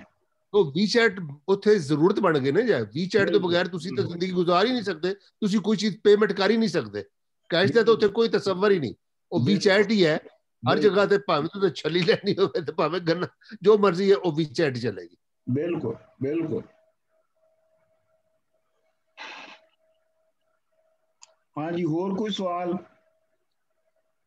ਸਰ ਤੁਸੀਂ ਇਹ ਦੱਸੋ ਕਿ ਦੁਨੀਆ ਦੀ ਜਿਹੜੀ ਗਵਰਨੈਂਸ ਦਾ ਸਿਸਟਮ ਹੈ from lowest to highest levels, ਉਹ ਕਿਸ ਤਰ੍ਹਾਂ ਬਦਲੇਗਾ? ਪਹਿਲੇ ਤੁਸੀਂ ਮੈਨੂੰ ਇਹ ਦੱਸੋ ਕਿ ਬੰਦੇ ਦਾ ਜਿਹੜਾ ਕਾਂਸ਼ੀਅਸਨੈਸ ਹੈ, ਪਹਿਲੇ ਇੱਥੋਂ ਸ਼ੁਰੂ ਹੁੰਦੇ ਆ ਕਿ ਕਿਆ ਬੰਦੇ ਦਾ ਜਿਹੜਾ ਕਾਂਸ਼ੀਅਸਨੈਸ ਹੈ ਉਹ ਮਟੀਰੀਅਲ ਸਰਕਮਸਟੈਂਸਸ ਦੇ ਬਦਲਣ ਨਾਲ ਬਦਲਦਾ ਹੈ ਕਿ ਨਹੀਂ ਬਦਲਦਾ? ਤੁਸੀਂ ਇਹ ਸਵਾਲ ਦਾ ਬਈ ਹਾਂ ਜਾਂ ਨਾ 'ਚ ਜਵਾਬ ਦਿਓ। ਮੈਨੂੰ ਲੱਗਦਾ ਹੈ ਕਿ ਬਦਲਦਾ ਹੈ। ਅੱਛਾ, ਅਗਰ ਬਦਲਦਾ ਹੈ ਤੇ ਫਿਰ ਤੁਸੀਂ ਮੈਨੂੰ ਇਹ ਦੱਸੋ ਜਿਹੜੀ ਆਟੋਮੇਸ਼ਨ ਆਏਗੀ, ਜਿੰਨੀ ਆ ਚੁੱਕੀ ਹੈ, ਉਹਦੇ ਨਾਲ ਬੰਦੇ ਦੇ ਕਾਂਸ਼ੀਅਸਨੈਸ ਦੇ ਵਿੱਚ ਕਿੰਨੀ ਤਬਦੀਲੀ ਆ ਚੁੱਕੀ ਹੈ? ਬਹੁਤ ਸਾਰੀ ਆ ਚੁੱਕੀ ਹੈ। ਹੁਣ ਉਹਨੇ ਟਰਾਂਸਲੇਟ ਹੋਣਾ ਹੈ, ਜਿਹੜੀ ਇਹ ਤਬਦੀਲੀ ਆਈ ਹੈ ਉਹਨੇ ਹੁਣ ਟਰਾਂਸਲੇਟ ਹੋਣਾ ਨਵੇਂ ਇੰਸਟੀਟਿਊਸ਼ਨ ਦੇ ਵਿੱਚ।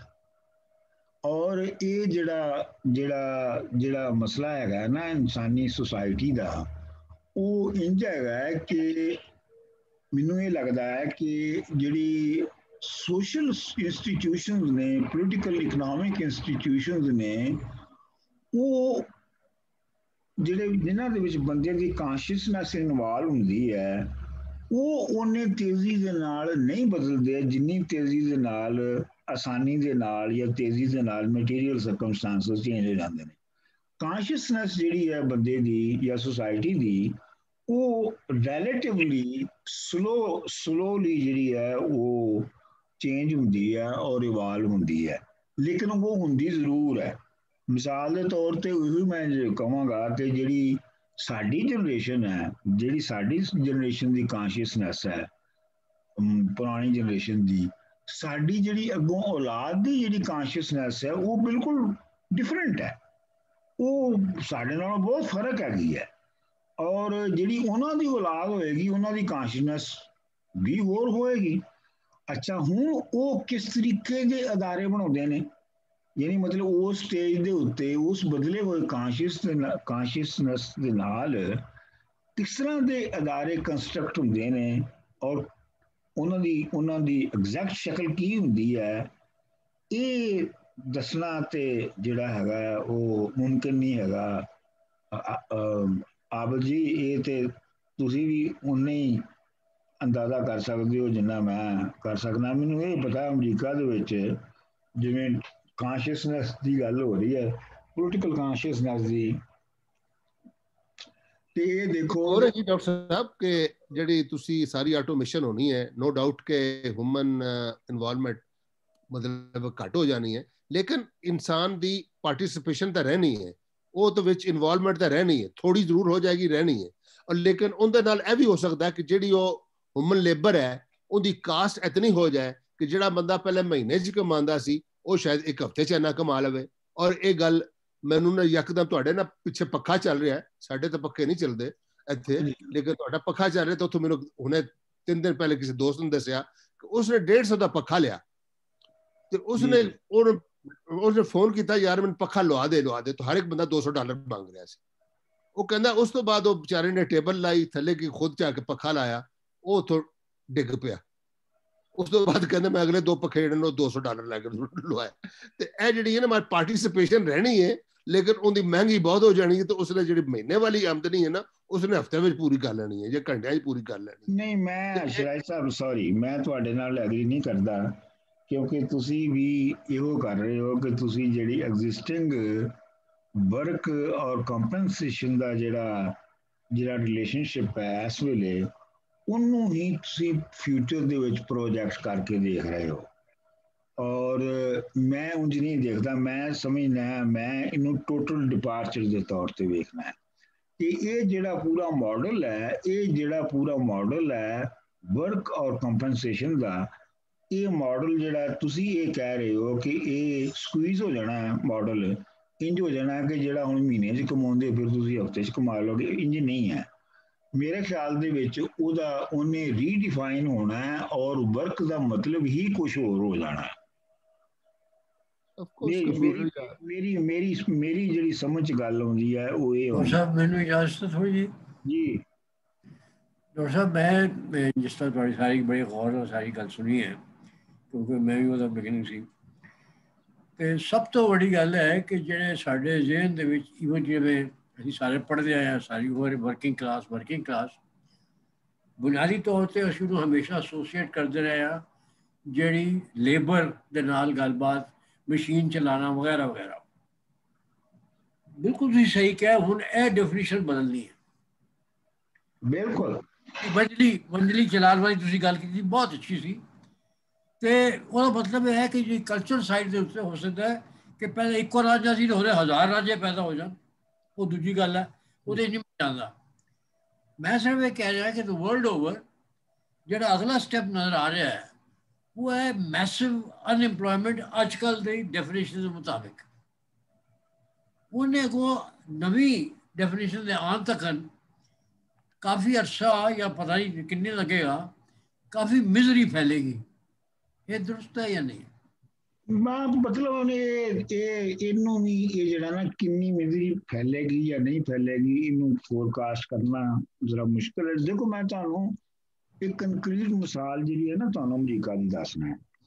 ਜੀ ਅਮਰੀਕਾ ਦੇ ਵਿੱਚ ਹੁਣ ਤੋਂ 20-25 ਸਾਲ ਪਹਿਲੇ ਮੈਂ ਜਦੋਂ ਆਇਆ ਸਾਂ 1978 'ਚ ਮੈਂ ਇੱਥੇ ਆਇਆ ਸਾਂ, ਤੇ ਉਸ ਜ਼ਮਾਨੇ ਤੋਂ ਲੈ ਕੇ ਤੇ ਪਿਛਲੇ 10 ਸਾਲ ਪਹਿਲੇ ਤੱਕ, ਯਾਨੀ ਤੁਸੀਂ ਸਮਝ ਲਓ ਕਿ ਹੁਣ 2021 ਹੈ ਤੇ 2010-11 ਤੱਕ ਅਮਰੀਕਾ ਦੇ ਵਿੱਚ ਸੋਸ਼ਲਿਜ਼ਮ ਦਾ ਲਫ਼ਜ਼ ਜਿਹੜਾ ਹੈ ਉਹ ਇੱਕ ਗਾਲੀ ਸੀ। ਕੋਈ ਸਿਆਸਤਦਾਨ ਆਪਣੇ ਆਪ ਨੂੰ ਸੋਸ਼ਲਿਸਟ ਕਹਿ ਕੇ ਤੇ ਉਹ ਨਹੀਂ ਸਕਦਾ, ਨੈਸ਼ਨਲ ਲੈਵਲ ਤੇ ਇਲੈਕਸ਼ਨ ਨਹੀਂ ਸੀ ਲੜ ਸਕਦਾ। ਸਹੀ ਗੱਲ, ਬਿਲਕੁਲ ਸਹੀ, ਪੈਦਾ ਨਹੀਂ ਸੀ ਹੁੰਦਾ। ਠੀਕ, ਅੱਛਾ, ਆਮ ਬੰਦਿਆਂ ਦੇ ਵਿੱਚ ਜਿਹੜੇ ਲੋਕ ਆਪਣੇ ਆਪ ਨੂੰ ਸੋਸ਼ਲਿਸਟ ਆਇਡੈਂਟੀਫਾਈ ਕਰਦੇ ਸਨ, ਉਹਨਾਂ ਦੀ ਤਾਦਾਦ ਵੀ ਕੋਈ 1-2% ਹੁੰਦੀ ਸੀਗੀ। ਹੁਣ ਕੋਈ 2 ਸਾਲ ਪਹਿਲੇ ਇੱਕ ਬਹੁਤ ਵੱਡਾ ਸਰਵੇ ਹੋਇਆ ਸੀ ਜਿਹਦੇ ਵਿੱਚ ਉਹਨਾਂ ਨੇ ਜਿਹੜੀ ਯੰਗਰ ਜਨਰੇਸ਼ਨ ਹੈ ਉਹਨਾਂ ਕੋਲੋਂ ਪੁੱਛਿਆ ਕਿ ਉਹ ਸੋਸ਼ਲਿਜ਼ਮ ਨਾਲ ਕਿਵੇਂ ਐਸੋਸੀਏਟ ਕਰਦੇ ਨੇ, ਤੇ ਤੁਸੀਂ ਇਹ ਹੈਰਾਨ ਰਹਿ ਜਾਓਗੇ ਕਿ ਉਹਨਾਂ ਵਿੱਚੋਂ 50% ਤੋਂ ਜ਼ਿਆਦਾ ਨੇ ਕਿਹਾ ਕਿ ਜੀ ਸਾਨੂੰ ਸੋਸ਼ਲਿਜ਼ਮ ਕਬੂਲ ਹੈਗਾ, ਅਸੀਂ ਪੋਜ਼ਿਟਿਵ ਐਸੋਸੀਏਸ਼ਨ ਆ ਸਾਡੀ। ਅੱਛਾ, ਹੁਣ ਤੁਸੀਂ ਉਹਦਾ ਸਿਆਸੀ ਇਜ਼ਹਾਰ ਦੇਖੋ, ਤੁਸੀਂ ਦੇਖੋ ਕਿ ਜਿਹੜਾ ਬਰਨੀ ਸੈਂਡਰਸ ਹੈ ਉਹਨੂੰ ਮਿਸਾਲ ਲੈ ਲਓ। ਤੁਸੀਂ ਬਰਨੀ ਸੈਂਡਰਸ ਨੇ 2 ਪ੍ਰੈਜ਼ੀਡੈਂਸ਼ੀਅਲ ਇਲੈਕਸ਼ਨ ਇਹ ਕਹਿ ਕੇ ਲੜੇ ਨੇ ਕਿ ਮੈਂ ਸੋਸ਼ਲਿਸਟ ਹਾਂ ਔਰ ਮੈਂ ਸੋਸ਼ਲਿਸਟ ਦੇ ਤੌਰ ਤੇ ਇਲੈਕਸ਼ਨ ਲੜ ਰਿਹਾ। ਸਹੀ ਗੱਲ ਹੈ, ਸਹੀ ਗੱਲ। ਉਹ ਦੋਨੋਂ ਵਾਰੀ ਜਿੱਤ ਨਹੀਂ ਸਕਿਆ, ਲੇਕਿਨ ਉਹਨੂੰ ਜਿੰਨੇ ਵੋਟ ਮਿਲੇ ਨੇ ਅਮਰੀਕਾ ਦੇ ਵਿੱਚ, ਉਹਨਾਂ ਦੀ ਮਿਸਾਲ ਪਹਿਲੇ ਕਦੀ ਨਹੀਂ ਮਿਲਦੀ ਤੁਹਾਨੂੰ। ਸਹੀ, ਬਿਲਕੁਲ ਸਹੀ।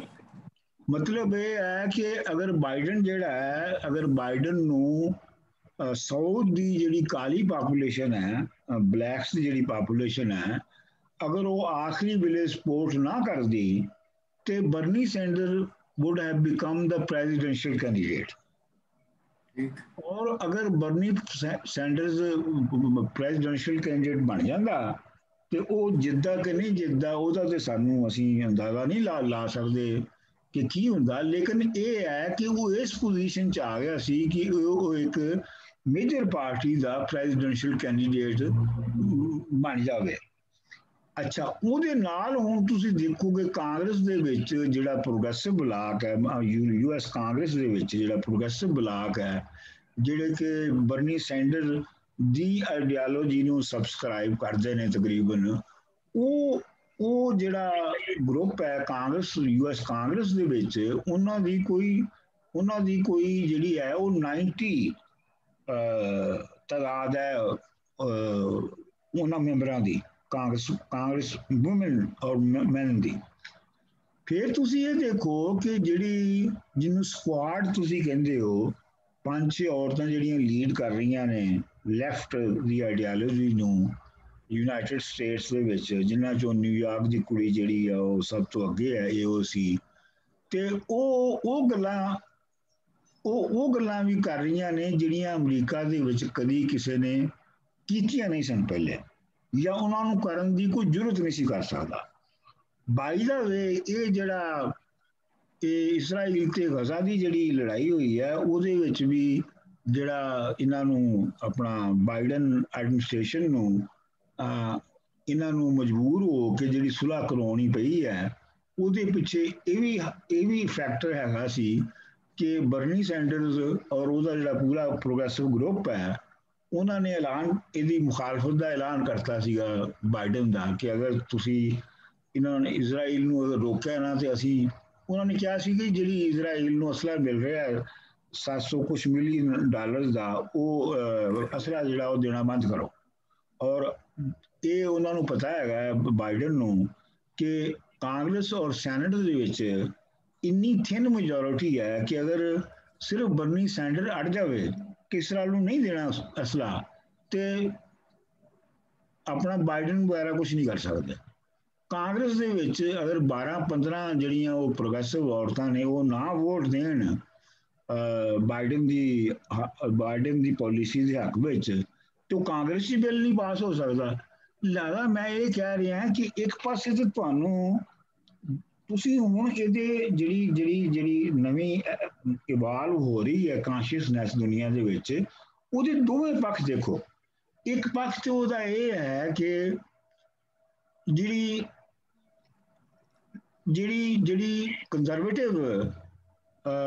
ਕੰਜ਼ਰਵੇਟਿਵ ਸਾਈਡ ਹੈ, ਅਮਰੀਕਾ ਦੀ ਕੰਜ਼ਰਵੇਟਿਵ ਸਾਈਡ ਲੈ ਲਓ, ਉਹ ਬਿਲਕੁਲ ਇੱਕ ਅਲਟਰਨੇਟ ਰਿਐਲਿਟੀ ਵਿੱਚ ਰਹਿ ਰਹੀ ਹੈ।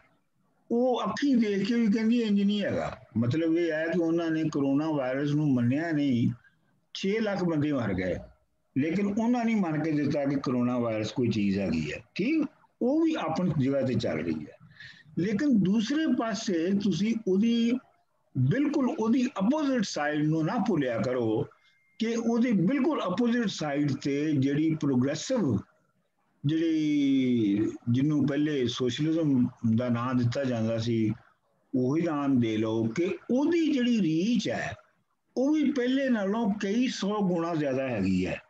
ਔਰ ਉਹਨਾਂ ਦਾ ਅਸਰ ਹੁਣ ਕਾਂਗਰਸ ਔਰ ਸੈਨੇਟ ਦੇ ਵਿੱਚ ਵੀ ਹੈ। ਉਹਨਾਂ ਦੀ ਆਵਾਜ਼ ਕਾਂਗਰਸ ਔਰ ਸੈਨੇਟ ਨੂੰ ਵੀ ਸੁਣਨੀ ਪੈਂਦੀ ਹੈ, ਜਿਹੜੀ ਪਹਿਲੇ ਨਹੀਂ ਸੀ ਸੁਣਨੀ ਪੈਂਦੀ।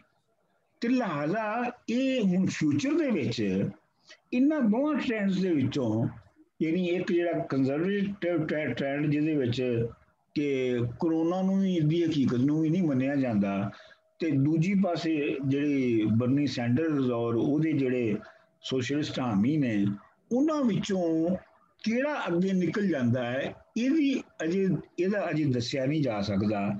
ਲੇਕਿਨ ਐਨਾਲਿਸਿਸ ਦੀ ਬੁਨਿਆਦ ਦੇ ਉੱਤੇ ਤੁਸੀਂ ਜਦੋਂ ਵੀ ਦੇਖੋ ਤੇ ਤੁਸੀਂ ਦੋ ਜਿਹੜੀ ਕੰਟਰਾਡਿਕਟਰੀ ਤਾਕਤਾਂ ਜਿਹੜੀਆਂ ਅਮਲ ਕਰ ਰਹੀਆਂ ਹੁੰਦੀਆਂ ਨੇ ਸੁਸਾਇਟੀ ਦੇ ਵਿੱਚ, ਪੋਜ਼ਿਟਿਵ ਔਰ ਨੈਗੇਟਿਵ, ਉਹਨਾਂ ਦੋਵਾਂ ਤੇ ਨਜ਼ਰ ਰੱਖਿਆ ਕਰੋ। ਮਿਸਾਲ ਦੇ ਤੌਰ ਦੇ ਉੱਤੇ ਤੁਸੀਂ ਦੇਖੋ ਅਮਰੀਕਾ ਦੇ ਵਿੱਚ ਇੰਨੀ ਕੰਜ਼ਰਵੇਟਿਜ਼ਮ ਜਿਹੜੀ ਹੈ ਉਹ ਪਿਛਲੇ 40 ਸਾਲਾਂ 'ਚ ਵਧੀ ਹੈ, ਲੇਕਿਨ ਇਹਨਾਂ 40 ਸਾਲਾਂ ਦੇ ਵਿੱਚ ਹੀ 8 ਸਾਲ ਜਿਹੜੇ ਨੇ ਇੱਕ ਕਾਲਾ ਪ੍ਰੈਜ਼ੀਡੈਂਟ ਜਿਹੜਾ ਉਹ ਪ੍ਰੈਜ਼ੀਡੈਂਟ ਕਾਲੇ ਰੰਗ ਦਾ ਬੰਦਾ ਪ੍ਰੈਜ਼ੀਡੈਂਟ ਵੀ ਰਿਹਾ ਹੈ। ਮਤਲਬ ਇਹ ਤੁਸੀਂ ਅੱਜ ਤੋਂ 40 ਸਾਲ ਪਹਿਲੇ ਸੋਚ ਵੀ ਨਹੀਂ ਸੀ ਸਕਦੇ ਕਿ ਇੱਥੇ ਕਾਲਾ ਪ੍ਰੈਜ਼ੀਡੈਂਟ ਬਣ ਸਕਦਾ ਹੈ। ਹੁਣ ਵੀ ਤੁਸੀਂ ਵੇਖੋ ਕਿ 5 ਸਾਲ ਪਹਿਲੇ ਇਹ ਸੋਚਿਆ ਨਹੀਂ ਸੀ ਜਾ ਸਕਦਾ ਕਿ ਇੱਕ ਕਾਲੀ ਔਰਤ ਵਾਈਸ ਪ੍ਰੈਜ਼ੀਡੈਂਟ ਬਣ ਜਾਏਗੀ। ਕਾਲੀ ਏਸ਼ੀਅਨ ਔਰਤ ਜਿਹੜੀ ਹੈ ਉਹ ਵਾਈਸ ਪ੍ਰੈਜ਼ੀਡੈਂਟ, ਇੱਕ ਤੇ ਔਰਤ ਦੂਜੀ ਮਿਨੋਰਿਟੀ ਔਰਤ, ਲੇਕਿਨ ਉਹ ਵਾਈਸ ਪ੍ਰੈਜ਼ੀਡੈਂਟ ਬਣ ਗਈ ਹੈ। ਤੇ ਲਿਹਾਜ਼ਾ ਮੈਂ ਇਹ ਕਹਿ ਰਿਹਾ ਕਿ ਐਵੋਲੂਸ਼ਨ ਜਿਹੜਾ ਹੈ ਉਹਦੀ ਦੋ ਸਾਈਡਾਂ ਨੇ, ਔਰ ਦੋਨਾਂ ਸਾਈਡਾਂ ਨੂੰ ਤੁਸੀਂ ਜਿਹੜਾ ਹੈ ਉਹਦੇ ਤੇ ਧਿਆਨ ਰੱਖੋ ਆਪਣੇ ਐਨਾਲਿਸਿਸ ਨੂੰ ਕਰਨ ਵਾਸਤੇ। ਠੀਕ ਹੈ ਜੀ। ਠੀਕ ਹੈ ਜੀ।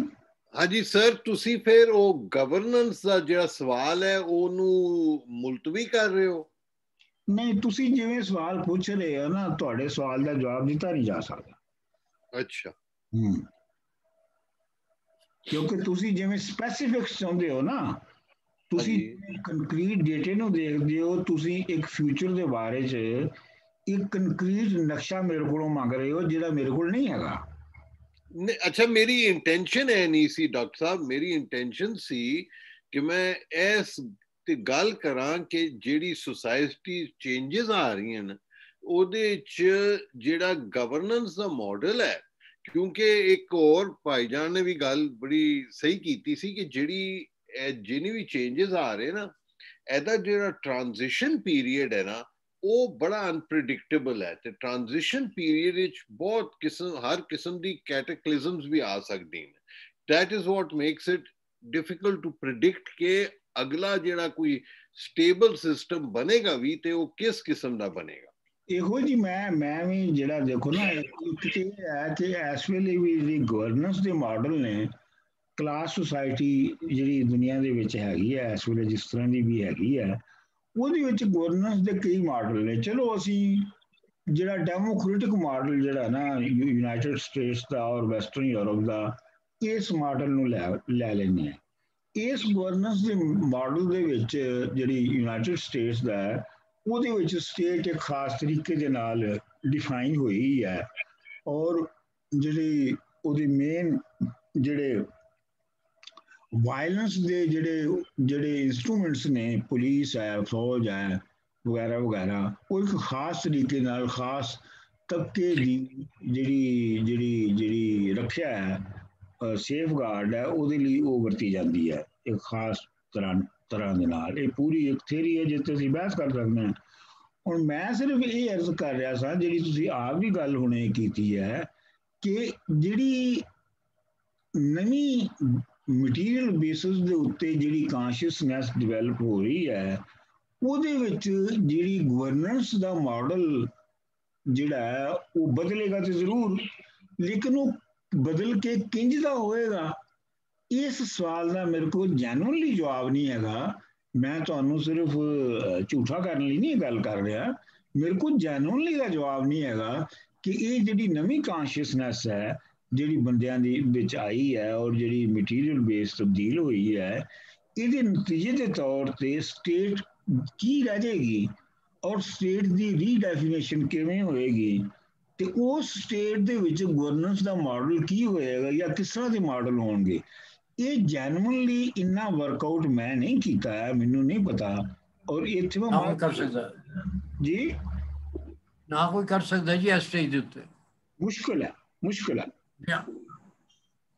ਪਰ ਜੀ ਇਹ ਬੜੀ ਇੰਟਰਸਟਿੰਗ ਸਬਜੈਕਟ ਹੈ, ਇਸ ਤੇ ਕਮ ਸੇ ਕਮ ਤੁਸੀਂ ਕਲਾਸ ਕਰੋ ਜਿਹਦੇ ਚ ਕੋਈ ਅਸੀਂ ਡਿਸਕਸ਼ਨ ਹੋਰ ਕਰੀਏ।